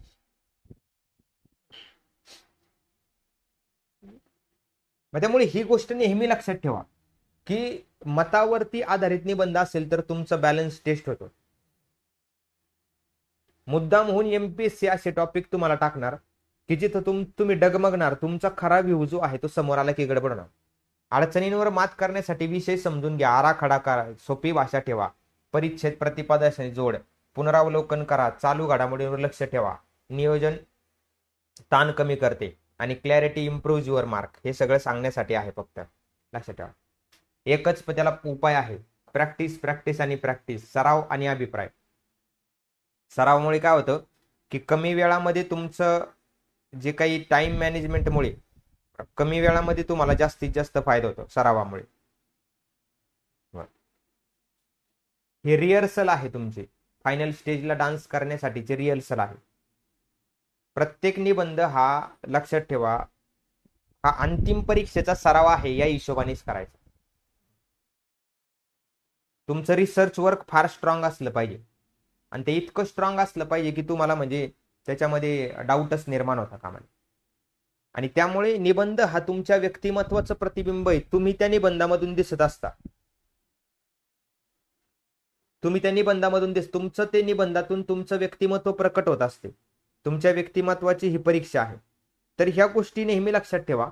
खास करून एमपीएससीचा निबंध लिहिताना एक गोष्ट लक्षात ठेवा की एखादा जे काही विषय असेल त्याचा विषयाचं उगम कुठे आहे, इव्होल्युशन कसं झालं, टर्निंग पॉइंट्स काय आहेत. आणि ना लक्षात ठेवा इथं थोडंसं महाराष्ट्राचा संदर्भ जो आहे, महाराष्ट्र लेन्स वेअर रिव्हिलेवंट व आवश्यक त्या ठिकाणी महाराष्ट्राचा संदर्भ द्या. हे आयएमपी आहे कारण ही एमपीएससी आहे.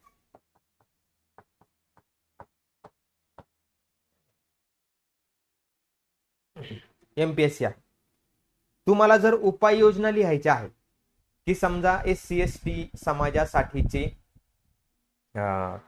उपाययोजना लिहायच्या, तर त्याची सुरुवात जी आहे ना ती सुरुवात क्रोनॉलॉजिकली परफेक्ट असली पाहिजे.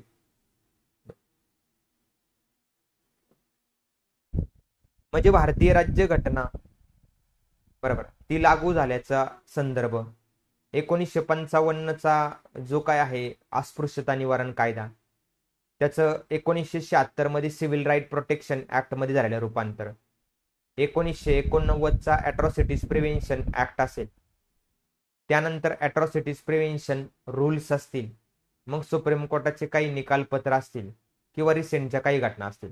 अशी क्रोनॉलॉजी परफेक्ट असली पाहिजे. उगाच 2024 ची घटना पहिली लिहिली मग कुठंतरी मध्येच 1947 टाकली तर असं रॅन्डम जाऊ नका.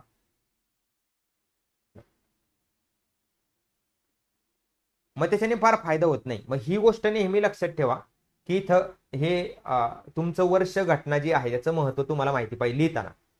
एक लक्षात ठेवा की घटनात्मक, कायदेशीर आणि धोरणात्मक हे तुमचे ना 3 पिलर आहेत निबंधाचे. तुम्ही कुठली पण भूमिका मांडा, कुठली पण भूमिका मांडा, ती घटनेनुसार योग्य आहे की अयोग्य आहे याच्यानुसार तपासायची. समजा शुभमला उद्या प्रश्न पडला किंवा दिव्याला उद्या प्रश्न पडला, राखीला उद्या प्रश्न पडला की सर माझं आरक्षणाविषयीचं, धर्माविषयीचं, जातीविषयीचं XYZ मत आहे. नीट ऐका बरं का पुन्हा. असा प्रश्न पडला की धर्म जाती विषयीचं माझं XYZ मत आहे, तर ते मत बरोबर आहे का योग्य आहे हे तुम्ही मला सांगू शकता का? नाही, माझी गरज नाही तुम्हाला. कसं काय सांगतो. तुम्ही विचार काय करायचा की समजा फॉर एक्झाम्पल राखीला असं वाटते की धर्मामुळे समाजामध्ये तेढ निर्माण होते, असं राखीला वाटते. तर राखीने काय करायचं, शांत बसायचा आणि विचार करायचा की हा प्रश्न मला इंटरव्ह्यू पॅनलने विचारलेला आहे. काय विचार करायचा राखीने की राखी, धर्मामुळे समाजात तेढ निर्माण होते का, असा प्रश्न इंटरव्ह्यू पॅनलने विचारलेला आहे. यावरती मी काय उत्तर देईल, तेच उत्तर तुमचं खरं उत्तर असते. That's it. एकमेव क्रायटेरिया आपल्यासाठी, आपल्या सगळ्यांसाठी सर्वात मोठा ऊर्जा स्रोत कोणता आहे माहिती का? The constitution of India. भारताचं संविधान, भारताची राज्यघटना ही तुमच्या सगळ्या विचारांचा टेस्ट पॅरामीटर आहे. जिथं जिथं रिलेव्हंट असेल तिथं आर्टिकल मेन्शन करा, कायदे मेन्शन करा, पॉलिसी किंवा न्यायालयीन निकाल मेन्शन करा. तुम्हाला जर वाटते ना की माझी घटना, माझं म्हणणं योग्य आहे की अयोग्य आहे, तर ते मांडण्यासाठी तुम्ही भारतीय राज्यघटनेचा आधार घ्या. एका धर्माला विशेष स्थान असलं पाहिजे का? बघा भारतीय राज्यघटना काय सांगते. Article in Indian constitution from section 25 to 28 काय सांगते की देशाचा कुठलाही अधिकृत धर्म नाहीये आणि तुमच्या संख्येव्यतिरिक्त, म्हणजे संख्या महत्वाची नाहीये, तुम्हाला सगळ्यांना इक्वल रिस्पेक्ट आहे, म्हणजे एका धर्माला महत्व नाही. संपला विषय, म्हणजे नसावं. भारतीय राज्यघटना हाच पाया आहे, हाच बेस आहे तुमचा. कुठलाही विषय मांडा तुम्ही, कुठलाही, मगाशी सांगितल्याप्रमाणे त्याचा प्रत्येक अँगल डिस्कस करा. सोशल, इकॉनॉमिक, पॉलिटिकल, एन्व्हायरमेंट, सगळे अँगल डिस्कस करा. त्याच्यामुळे काय होतं की तुमचा ब्रॉड व्ह्यू जो आहे तो स्पष्ट होतो. जिथं जिथं गरज पडेल तिथं तिथं महाराष्ट्र स्पेसिफिक टॉपिक ऍड करा, जिथं गरज पडेल तिथं. निबंध म्हणजे आकडेवारीचा खेळ नाही, हे लक्षात ठेवा. तुम्हाला किती आकडे माहिती आहेत, किती माहिती, इन्फॉर्मेशन, फॅक्च्युअल डेटा आहे असं नाहीये. तुम्ही अनालिटिकल विचार किती करू शकता, पण जिथं गरज असेल ना तर तिथं आकडेवारी आणि पुरावे नक्की द्या तुमच्या म्हणण्याला सपोर्ट करण्यासाठी की मी म्हणतोय ते बरोबर आहे. तुम्ही एखादं मत मांडत असाल तर केस स्टडी मांडा, म्हणजे विशाखा गाईडलाईन्स तुम्ही मांडू शकता. दिल्ली रेप केस नंतर जस्टिस वर्मा कमिटीचे रिकमेंडेशन्स मांडू शकता. न्यू क्रिमिनल लॉजच्या रिकमेंडेशन्स तुम्ही मांडू शकता. रिसेंट काही केस स्टडी असतील, सुप्रीम कोर्टाचे निकालपत्र असतील, केशवानंद भारतीपासून आतापर्यंत इंदिरा साहनीपर्यंत, ते नक्की मांडा. जेणेकरून तुम्ही हे दाखवता की मी जे म्हणतो आहे किंवा जे मी म्हणते आहे त्याच्यासाठीचे पुरावे पण माझ्याकडे आहेत, मी मोघम काही बोलत नाही, हे लक्षात ठेवा.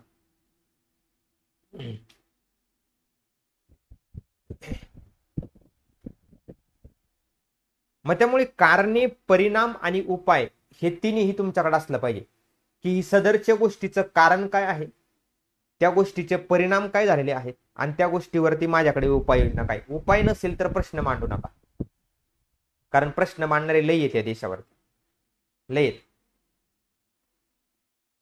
वेळ पडली तर आंतरराष्ट्रीय पातळीवरती काही रेफरन्स असेल तर मांडा, इंटरनॅशनल लेवलला काही असेल तर 2-3 पॅरामीटर असेल तर मांडा, म्हणजे असतीलच असं नाही पण असेल तर मांडा. तिथं काही नैतिकता असेल, तत्वज्ञान असेल, फिलॉसॉफिकल अँगल असेल किंवा त्या संदर्भात असेल तर तुम्ही तो पॉइंट मांडू शकता. मग निबंध लेखन जे आहे ना, ते निबंध लेखन लक्षात ठेवा, ह्याच्यामध्ये फॉर्मल एसे, इनफॉर्मल एसे, बरोबर, असे प्रकार पडतात. पण आपल्याला एमपीएससी मध्ये फॉर्मल एसे लिहायचा आहे, अगदी व्यक्तिनिरपेक्ष आहे. तुम्हाला काय वाटतं हे महत्वाचं नाही, योग्य काय हे महत्वाचं आहे. मग तुम्ही स्वतःला योग्य काय आहे हे मला वाटते हे इथपर्यंत यायचे. त्यामुळे एक प्रकारे तुम्ही अधिकारी आहात, तुमच्याकडे फॅक्ट्स आहेत, तुम्ही त्या गांभीर्यपूर्ण रूपेने माझं, मी, मला हे प्रतिपादन न करता देश, समाज, देशासाठी काय योग्य आहे हे प्रतिपादन केलं पाहिजे. याला निबंध म्हणतो आपण, हे लक्षात ठेवा. त्यामुळे तुम्हाला तिथे 2 एसे लिहायचे आहेत 3 तासामध्ये, जे 1000 ते 1200 शब्दांचे 125 मार्कचं एक एसे आहे. तिथं तेच एमपीएससीचं पण स्ट्रक्चर राहील, काही बदलणार नाही. म्हणजे अपेक्षा तर येते की बदलणार नाही. मग तुमच्या याच्यामध्ये किंग कोण आहे? किंग आहे प्रॅक्टिस, सराव, बरोबर. मित्रांना आणि मैत्रिणींना एक गोष्ट सांगू का तुम्हाला, की निबंधाला ना एक प्रवास समजा तुम्ही. प्रवास, मला प्रवास करायचा आहे, मला छान इंट्रोडक्शन द्यायचं आहे, ते प्रवेशद्वार आहे. मुख्य भाग आहे तो माझा म्हणजे मार्ग आहे, आणि माझा कन्क्लुजन, उपसंहार जो आहे तो बाहेर पडायचा मार्ग आहे. याला तुम्ही जोपर्यंत प्रवास समजत नाही ना तोपर्यंत पुढे जाता येणार नाही. लक्षात, ती जर्नी तुम्ही समजून घ्या. काही झालं तरी चालेल, काहीही होऊ द्या, निबंध लिहिताना तुमच्या टॉपिकला सोडायचं नाही. काही झालं तरी विषयांतर करायचं नाही. निबंध आरक्षणावरती आहे. For example, constitutional provisions of reservation आहे, असा गाभा आहे निबंधाचा, की भारतीय राज्य घटनेतील आरक्षणाचा आधार. आणि तुम्ही लिहिताय की आरक्षणाला विरोध झाला, आरक्षणाच्या चळवळी चालू आहेत किंवा आरक्षणावर आंदोलन झालं, विषयांतर आहे, विषयाला सोडू नका. पूर्णपणे निबंध तुमचा प्री प्लॅन्डच असला पाहिजे, विचारांमध्ये तर्कशुद्धता असली पाहिजे, दिसलं पाहिजे तुम्ही एमपीएससीचे स्टुडंट आणि अधिकारी आहात, डेप्युटी कलेक्टर आहात उद्याचे.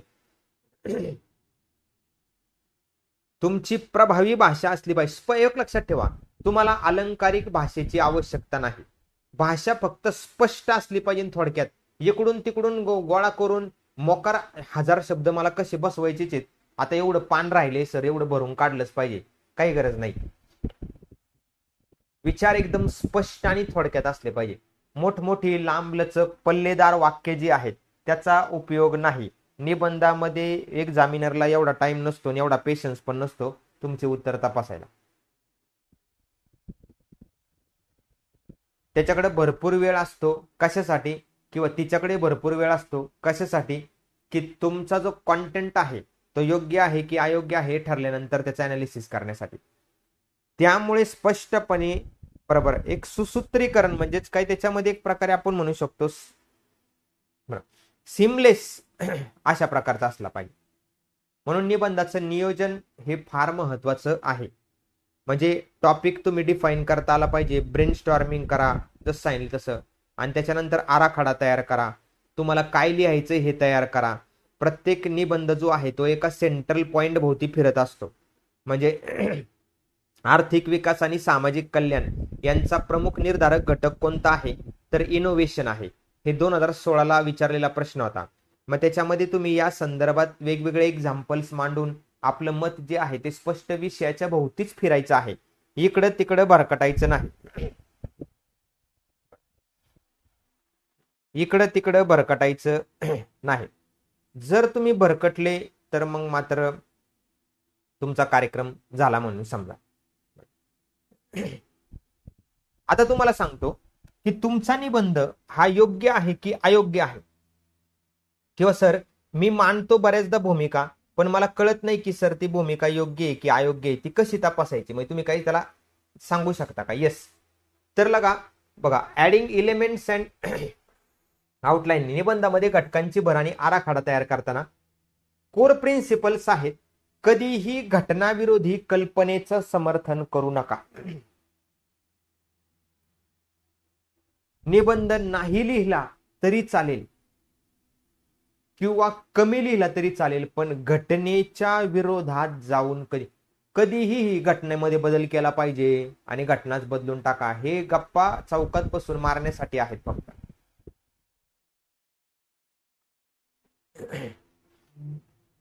उपयोग नाही. कधीही घटनेच्या विरोधात जायचं नाही. लोकशाही दृष्टिकोन कधीही सोडायचा नाही. चुकूनही हुकुमशाहीचं समर्थन करू नका. स्वातंत्र्य समानता हेच मार्गदर्शक असले पाहिजे. अतिरेकी भूमिका टाळा. कायम मध्यम मार्ग शोधा. मध्यम मार्ग शोधा म्हणजे काय?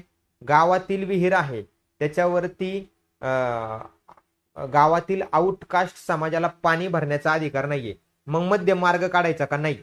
आपला हे तर्काने समजलं पाहिजे की घटना काय सांगते, सगळे समान आहे, तिथं स्पष्ट भूमिका आहे. पण जर काही देशासमोरचे गंभीर प्रश्न असतील, जातीय धार्मिक तेढ असेल, तर अतिरेकी भूमिका घेऊ नका, टोकाची भूमिका घेऊ नका. कायम मध्यम मार्गाचीच भूमिका घ्यायची. सर्वसाधारण नियम जो आहे म्हणजे विषय तुम्ही समजूतदारपणे हाताळला पाहिजे. स्टेटमेंट जनरलाइज करू नका. काहीच्या काही फेकाफेकी करू नका. एक्स समाजातील सगळ्या व्यक्ती ज्या आहेत त्या गुंड आहेत,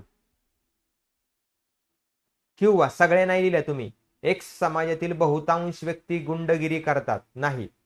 तर हे जनरलायझेशन करू नका. विषयाविरोधी भूमिका घेऊ नका. जो विषय आहे त्याच्या विरोधी भूमिका घ्यायची नाही, काही झालं तरी सुद्धा.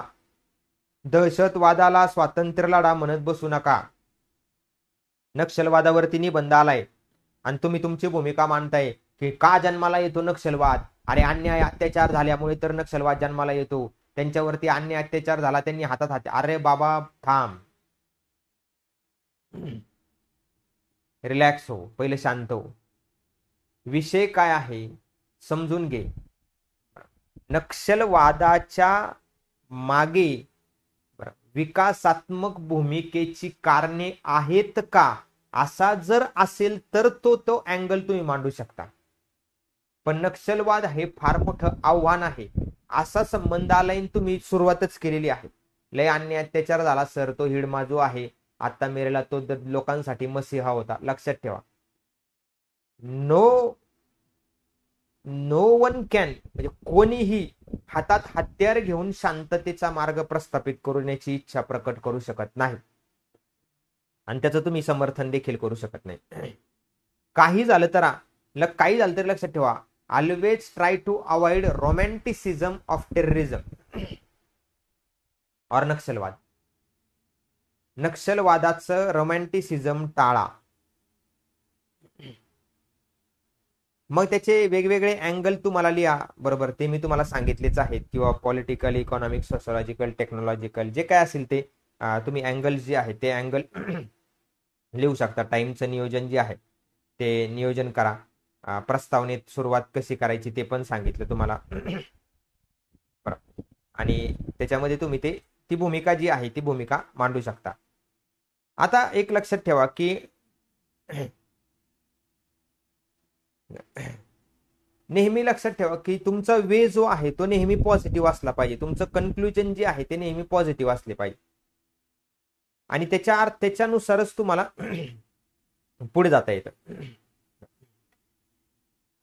मग आता डूज आणि डोंट कडे आपण वळूया, की निबंध लिहिताना काय करायचं आणि काय करू नये या संदर्भात आपण पुढे वळतो, की डूज आणि डोंट आहे. स्ट्रक्चर जे आहे ते क्लिअर इंट्रोडक्शन असलं पाहिजे, बॉडी, कन्क्लुजन, हे 3 टॉपिक असलेच पाहिजे. Focus and relation, stick to the central theme, अजिबात बदलायची नाही. Originality, write with your own understanding, मोकार दुसऱ्याचे चोरून ढापून विचार मांडू नका, ते एक ना एक दिवस दिसणारच आहेत. विश्लेषण, एक्सप्लोर डायमेन्शन्स, कॉजेस, इफेक्ट, सगळ्या बाजूने एक्सप्लेन करा. सेंद्रिय जोड, essays must flow naturally like life stages, मग चाइल्डहुड टू मॅच्युरिटी, जसं बाळ लहान असते, दुडू पळते मोठं होते, बरोबर, म्हातारं होऊन मरते, तसं निबंध तसंच असला पाहिजे. लॉजिकल सिक्वेन्स असला पाहिजे पॉइंटचे, बरोबर. नंबर देऊ नका, निबंधामध्ये नंबरिंग द्यायची आवश्यकता नसते, म्हणजे 1 2 3 अगदीच, बरोबर, अगदीच अपरिहार्यता असेल तर एखादा पॉइंट तुम्ही 1 2 3 मध्ये लिहू शकता, नाही तर निबंधामध्ये नंबर देऊ नका. आणि अवॉइड कॉन्ट्राडिक्शन्स, म्हणजे अजिबात कॉन्ट्राडिक्शन्स नको त्याच्यामध्ये. बरं, इफेक्टिव्ह असला पाहिजे, क्रिटिकल थिंकिंग असली पाहिजे, आणि काय हे करायचं आहे, काय टाळायचं आहे, डोंट. मोठा पार्श्व म्हणजेच काही कम टॉपिक क्विकली, मोकार इकडे तिकडे भरकटत बसू नका, की शुभम कुठे गेलाय रे, बरोबर, दिव्या, राखी कुठे तुम्ही, आले सर, परत आले, असं नाही. जरी उदाहरण वेगळं दिलं तरी परत टॉपिक वर लगेच यायचं निबंध लिहिताना, परकटायचं नाही. बरं, over use of quotes, sir माझे 100 कोट पाठ आहे, मला ते निबंधामध्ये वापरायचे, ते काही होऊ तिकडे, निबंध कशावर पण येऊ द्या. नक्षलवादावरती आला ना तरी पण मी गांधीजींच्या सकट हिटलरचे सगळे कोट्स टाकणार आहे, माओ पासून नेपोलियनचे सगळे कोट्स टाकणार, म्हणजे टाकणार, विषय संपला. नाही, ते नका करू. ग्रामर मिस्टेक करू नका, बाय डिफॉल्ट आहे. पॉलिटिकल आयडिओलॉजिकल बायस, सर मी बीजेपीचा आहे, सर मी काँग्रेसचा आहे, सर मी राष्ट्रवादी शिवसेनेचा आहे, बीएसपीचा आहे, तसलं काही चालत नाही. Maintain neutral flow. Emotional imbalance, भावनिक असंतुलन करू नका. अवॉइड अँगर, ब्लेम, अब्यूज, हे असलं काही नसते चालत निबंधामध्ये, बरोबर. अनबॅलन्स्ड अप्रोच आहे, असंतुलित दृष्टिकोन, म्हणजे स्टे रॅशनल, एकदम रॅशनल राहा, बॅलन्स राहा, अनबॅलन्स नको अजिबात, बरं. त्यानंतर बॉम्ब ब्लास्टिक स्टेटमेंट, म्हणजेच काही एकदम सिम्प्लिफाईड भाषा, ब्युटी ही म्हणजे सिम्प्लिसिटी मध्ये असते, लक्षात ठेवा. मोकार, देशाच्या स्वातंत्र्यासाठी बलिदान दिलेल्या वीरांसाठी आपण जे काही गरज नाही.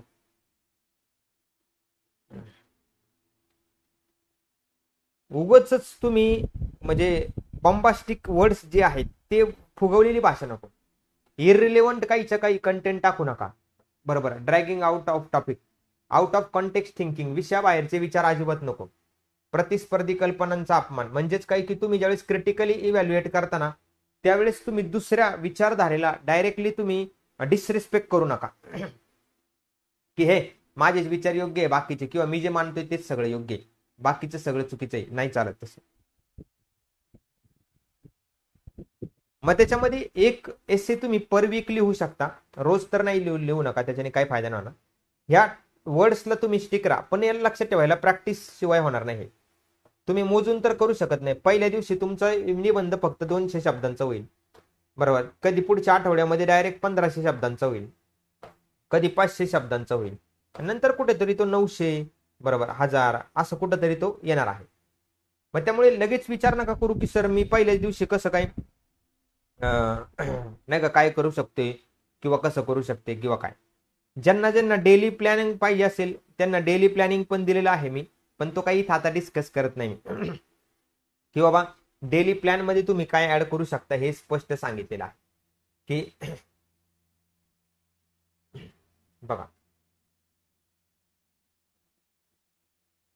सोमवारी तुम्ही एक एडिटोरियल वाचा, एक टॉपिक सिलेक्ट करा PYQ मधून, ब्रेन स्टॉर्मिंग करा. मंगळवारी write outline, introduction, body, conclusion लिहा. बुधवारी 250 वर्डचं शॉर्ट ड्राफ्ट तयार करू शकता. गुरुवारी तुम्ही 400 वर्ड एसे जे आहे ते ठरवून लिहू शकता. म्हणजे हे तुम्ही दर आठवड्याला करू शकता. मंथली गोल्स तुम्ही सेट करा की 4 फुल लेंथ मला एसे लिहायचेच आहे. कोट्स, केस स्टडी जी आहे त्याचं एक डायरी करा, महाराष्ट्र इंडिया ग्लोबल साठीची, बरोबर. ते टॉपर्स एसे तुम्ही रेफर करा, ते मी तुम्हाला करून देईल, त्याची काय अडचण नाही. मग हे काय आहे तर हे लक्षात ठेवा, वर्डचे आपल्याला इकडे तिकडे पळायचे नाही. आता तुम्हाला सांगतो की मोस्ट चॅलेंजिंग भाग काय आहे. मोस्ट चॅलेंजिंग भाग, जस्ट वेट हा, एकच मिनिट.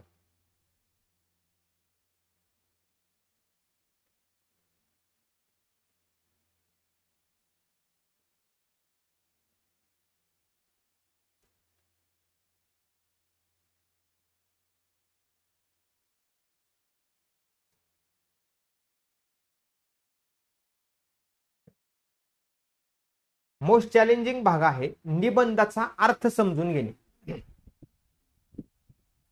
फिमेल फेटिसाइड असा निबंधाचा शब्द आलेला आहे आणि आपल्याला माहितीच नाही की स्त्री भ्रूण हत्या त्याला म्हणतात. आता मराठीमध्ये पण अर्थ असणार आहे, पण कधी कधी मराठीमध्ये अर्थ असून पण समजत नाही.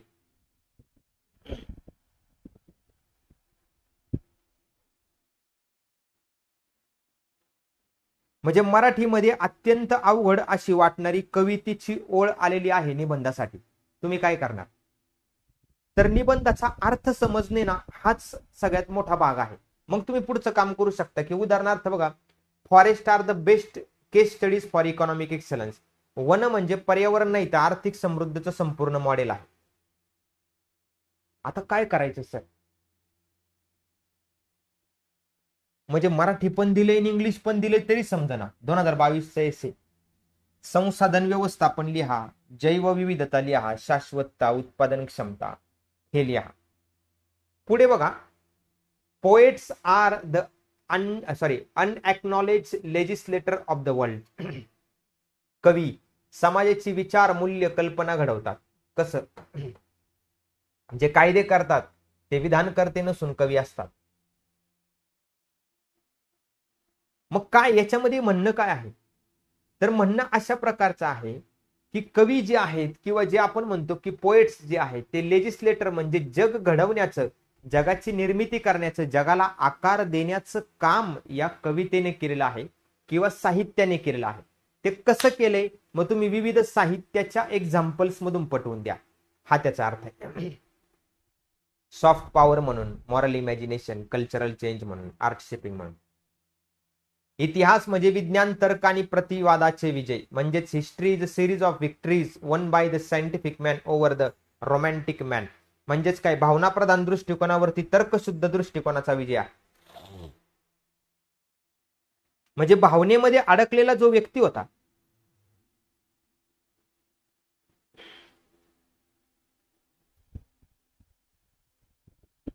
तुमच्या कमेंट बघतो.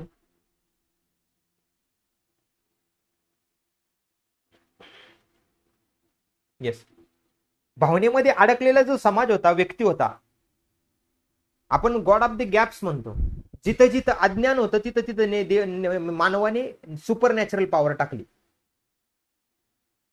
पाऊस कसा पडतो माहित नाही, वरून देवता आपण मानलं. सूर्य कुठून येतो, काय आहे, एवढा प्रकाश देतो, सूर्य देवता असं म्हणतो, त्याला देव म्हणलो आपण. बऱ्याच संस्कृतींमध्ये सूर्याला देव म्हटलेला. आता कोण म्हणतं का पाऊस पडलाय, पाऊस सुरुवात झाली, आपण म्हणतो का अरे देव आला, देव आला, नाही म्हणत आपण. का? कारण त्याच्यामागची तार्किकता कळली, त्याच्यामागचं सायंटिफिक एक्सप्लेनेशन कळालं.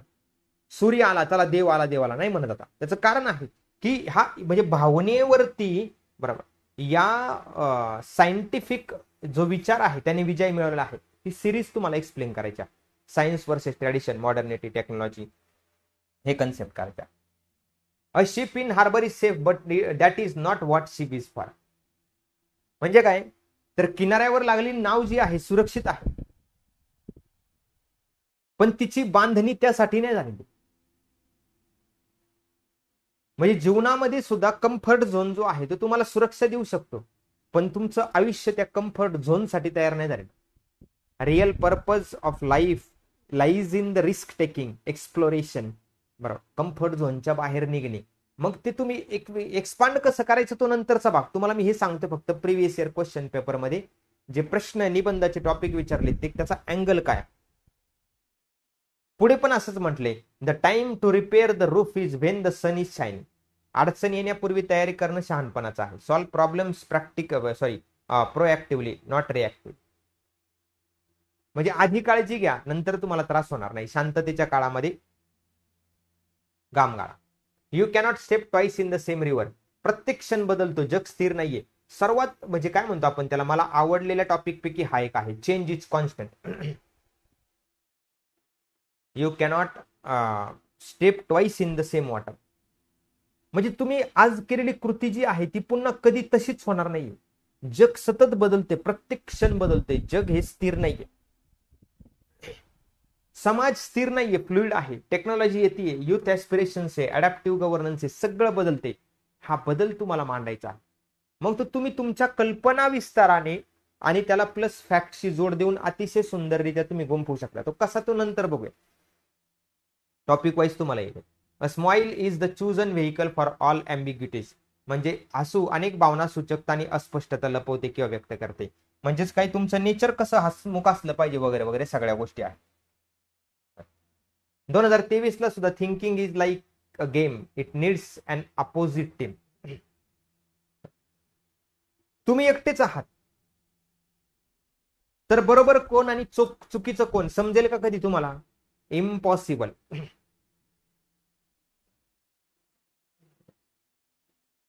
एकटीच असेल तर तुम्ही शक्यच नाही ना, तुम्हाला समजणं शक्यच नाहीये. तुम्ही योग्य आहात की अयोग्य आहात हे समजण्यासाठी तुमचा विरोधी विचार अस्तित्वात असला पाहिजे, म्हणजेच विरोधक अस्तित्वात असला पाहिजे. विरोध, चर्चा, मतभेद असतील तरच विचार चालतो, अन्यथा थोडे चालत नाही. म्हणजेच डेमोक्रेसी आहे. तुम्हाला समजलं पाहिजे की हे लोकशाहीबद्दल विचारलेलं आहे. Free speech, scientific temper. Free speech म्हणजे काय, आर्टिकल 19(1) आहे. Freedom of speech and expression. म्हणजे काय विचारलंय हे जर समजलं नाही तर चालणार नाही, म्हणजे नाही होऊ शकणार. मग तुम्हाला समजणारच नाही काय चाललं. एवढा महत्वाचा भाग आहे हा. म्हणजे आपल्याला काय विचारले, तुम्ही म्हणाल सर थोडस अवघड जाते, थोडस जड जाते. बरं, काळजी करू नका, हे नुसतं वाचून तुम्हाला समजणारच नाही. हा प्रवास आपल्या सर्वांना सोबत मिळून करायचा आहे. निबंध लिहायचा आहे, बरोबर, त्याच्यावर डिस्कशन करायचं आहे. कुठले पॉइंट्स त्याच्यामध्ये आले पाहिजेत, कुठले पॉइंट्स त्याच्यामध्ये टाळले पाहिजेत, हे सगळं आपल्याला सोबत करायचं आहे. आणि सोबत ज्यावेळेस आपण करू त्यावेळेस या संदर्भात आपण पुढे जाऊ शकतो. पुढे म्हणले की thinking is like a game. म्हणजेच काय, visionary decision making happens at intersection of intuitions and logic. दूरदर्शी निर्णय घेताना अंतरप्रेरणा किंवा तर्क दोन्ही लागतात. म्हणजे केवळ तर्कावर आधारित निर्णय घेता येत नाही, तर तुम्हाला कुठेतरी आत इंट्युशन्स असणं आवश्यक आहे. लिडरशिप, ऍडमिनिस्ट्रेशन, इनोव्हेशन्स अशासाठी आहे. Not all who wonder are lost. भटकणारे सर्व हरवलेले नसतात. म्हणजेच काय, अन्वेषण, शोध, सर्जनशीलतेवरती आहे. की स्टार्टअप्स आहे, एखादा उद्योग आहे.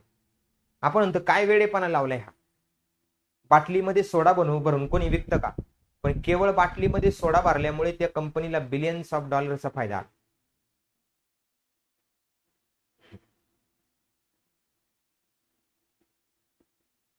Not all wander are lost म्हणजे सगळे भटकणारे जे आहेत ते हरवलेलेच आहेत असं विचार करू नका की अरे याने वेगळा विचार केला म्हणजे याचं सगळं संपला. शोध किंवा सर्जनतेला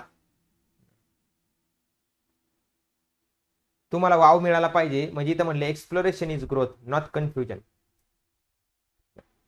मग हे एक्सप्लेन करायचं आहे. Creativity finds magic in the mundane. सर्जनशील मन सामान्यतही अनोखे शोधते. म्हणजे जे इनोव्हेटिव्ह माइंड्स आहेत ना, ते इनोव्हेटिव्ह माइंड्स नेहमी छोट्या छोट्या गोष्टींमध्ये पण काहीतरी अपॉर्च्युनिटी शोधत असतात. लोकांना आता वस्तू स्वस्त किंवा महाग याच्याशी कर्तव्य नाहीये. लोकांना इन्स्टंट वस्तू पाहिजे. हे ओळखलं एका व्यक्तीने. ब्लिंकिट सारखी संकल्पना आली. 10 मिनिटांमध्ये तुमच्या घरामध्ये वस्तू हजर. गोष्ट सामान्य आहे, छोटी आहे, पण त्या छोट्या गोष्टीमध्ये सुद्धा काहीतरी सापडलं. सर्जनशील मनाने ते शोधलं. Creativity is seeing extraordinary in ordinary. छोट्या छोट्या गोष्टी म्हणजे इनोव्हेशन, एंटरप्रेन्योरशिप, आर्ट्स, हे सगळ्या गोष्टी आहेत. जे न देखे रवी ते देखे कवी असं आपण म्हणतो. तर हे काय आहे? हे सगळे आहे की हे सगळ्या गोष्टी आपल्याला हे सांगतात की बाबा तुम्हाला छोट्या गोष्टीमध्ये सुद्धा जे दुसऱ्यांना दुसरे पाहू शकत नाही तिथे तुम्ही काय करू शकता, तुमचं इनोव्हेशन. मग girls weigh down by restrictions, boys by demand. मुली जे आहेत, मुलींना बंधनामध्ये अडकून ठेवलं आपण आणि मुलांना अपेक्षांमध्ये. दोन्हींचा दबाव आहे, दोन्ही चुकीच्या आहे. मग एक्सप्लेन करा. इथं फार पॅट्रियार्कल सोसायटी पासून मुलांवरती असलेले pressure, gender equality, mental health, बरोबर, पॅट्रियार्की सगळे एक्सप्लेन करता येतं. Mathematics is the music of reason. गणित म्हणजे तर्क, समतोल आणि सौंदर्य. मग science, philosophy, order in nature, हे सगळं. आता मी काय प्रत्येक टॉपिक एक्सप्लेन नाही करत, पण तुम्ही समजून घ्या. प्रत्येक टॉपिक एक्सप्लेन करणे म्हणजे काहीच एक्सप्लेन न करण्यासारखं. आणखी पुढे टॉपिक आहेत, पण माझी अशी इच्छा आहे की तुम्ही ते टॉपिक स्वतः पहा. बरोबर शुभम? ते टॉपिक स्वतः पहा, त्याच्यावरती तुम्ही विचार करा. जरी इंटरनेटवरती अर्थ शोधला तरी कृपा करून एक गोष्ट तुम्हाला सांगतो, मी प्रत्येक बॅचला सांगतोय, तुम्हाला पण सांगतो. इंटरनेटवरून मराठी टू इंग्लिश आणि इंग्लिश टू मराठी निबंध कॉपी करून तपासायला पाठवू नका. त्यांनी कदाचित तुम्हाला असं वाटत असेल की ते समजणार नाही, पण असं नाही. जर तुम्ही इंटरनेटचा वापर करता तर माझ्याकडे सुद्धा मोबाईल किंवा एखादा लॅपटॉप असण्याची शक्यता आहे. त्याचा काहीच फायदा होणार नाही, त्याचा उपयोगच नाही. तुम्ही स्वतःच्या मनाने डाटा रेफर करा, त्याच्या शॉर्ट नोट्स काढा, तयारी करा, आणि त्याच्यानंतर मग तुम्ही ते स्वतःच्या शब्दामध्ये लिहा, भलं ते चुकीचं का असेना.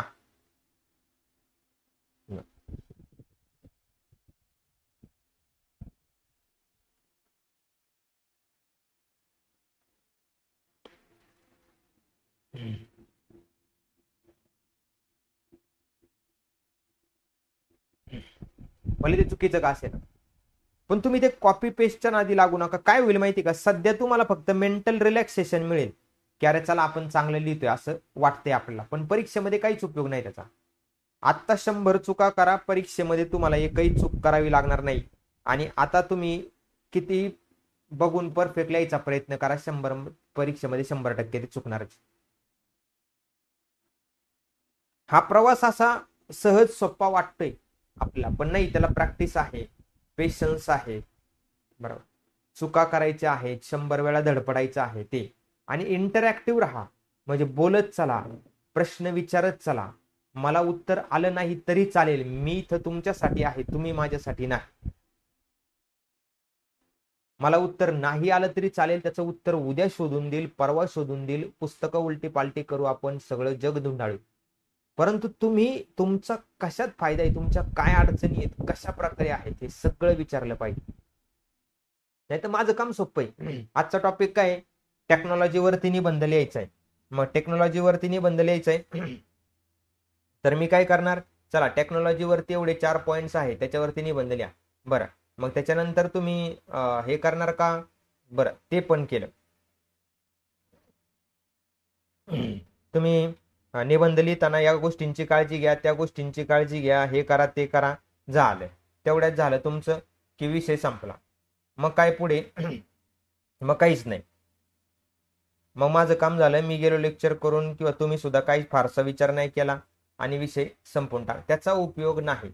बरं, माझं म्हणणं आहे की तुमचे प्रश्न जोपर्यंत पूर्णपणे सुटत नाही तोपर्यंत तुम्ही, बरोबर, माझं तरी म्हणणं आहे की अजिबात विचार करू नका. सगळंच्या सगळं तुम्हाला एकाच ठिकाणी मिळालं पाहिजे, नाहीतर मग त्याचा उपयोग होणार नाही. मग तुम्ही रिप्लाय केले पाहिजे, तुम्ही बोललं पाहिजे, तुमच्या अडचणी मांडल्या पाहिजे, तुम्ही सांगितलं पाहिजे की नाही सर, हे प्रश्न आहेत, हे अडचणी आहेत, हा निबंध लिहिलेला आहे, याचं काय होतंय बघा, चेक करा किंवा काय. तर ठीक आहे, आता वेळ नसेल, समजा कधी 4 दिवस लेट होईल चेक करायला, पण ते तुम्ही पोचले पाहिजेत पर्यंत, असं माझं व्यक्तिगत म्हणणे. आता बोला, समजते का? थोडंफार थोडंफार तुम्हाला जरा रिप्लाय करा, माझ्याशी बोला तुम्ही सगळ्यांनी. थोडं स्लाइड मी वर खाली झाले ते चेक करतो एकदा.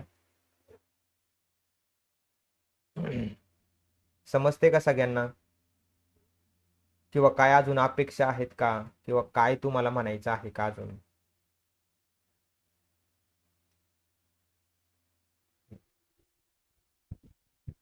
बोला.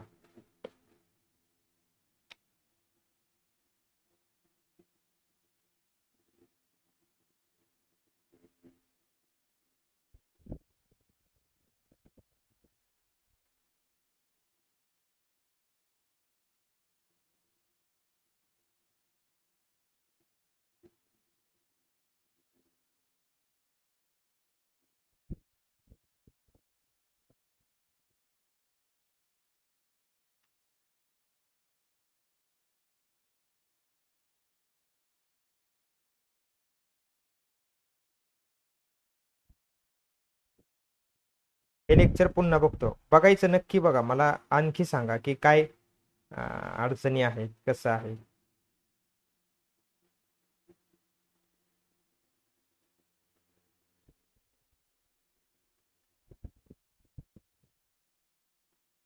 हा, बाकी सगळे गायब झाले का? ठीक आहे, काय अडचण नाही, पण माझं असं म्हणणं आहे की तुम्ही इंटरॅक्टिव्ह पद्धतीने लिहू शकता की एसे जो आहे तो फॉर्मॅट कसा असला पाहिजे, काय भूमिका घेतल्या पाहिजे. आता आपण इथून पुढे प्रत्येक टॉपिक विषयी घेणार आहोत, म्हणजे प्रत्येक टॉपिक विषयी माहिती घेणार आहे की इकॉनॉमीवर लेक्चर आलं तर एसे आला तर कसा लिहायचा, टेक्नॉलॉजीवर आला तर कसं लिहायचा, सामाजिक विषयावर आला तर कसा लिहायचा, असे टॉपिकने आपण जाणार आहोत. तर आय होप की समजलं असेल, किंवा तुम्हाला थोडं फार लक्षात आलं असेल. तर निश्चितपणे तुम्ही सांगा, मला कळवा. हा काय नाही शुभम, मला नंतर सांग कसं आहे, काय काय अडचण आली, काही नाही समजलं तरी सुद्धा, जरी काही अडचण वाटली किंवा नाही तरी सुद्धा मला सांगा. समजलं असेल अशी अपेक्षा आहे. आणि जर काही वाटलं तर उद्या तर आहेच, आपण उद्या चर्चा करणार, उद्याचा पण टॉपिक आहे आपल्याकडे. उद्या पण बेसिक प्रश्न असतील तर ते तुम्ही मला जर आधी पाठवले प्रश्न तर ते जास्त योग्य होईल, जास्त परिणामकारकरित्या त्याला आपण सोडवू शकतो. मागच्या भागामध्ये इथं थांबूया आपण आणि उद्याच्या भागामध्ये भेटूया. चला, धन्यवाद, जय हिंद सगळ्यांना. धन्यवाद धन्यवाद. येस.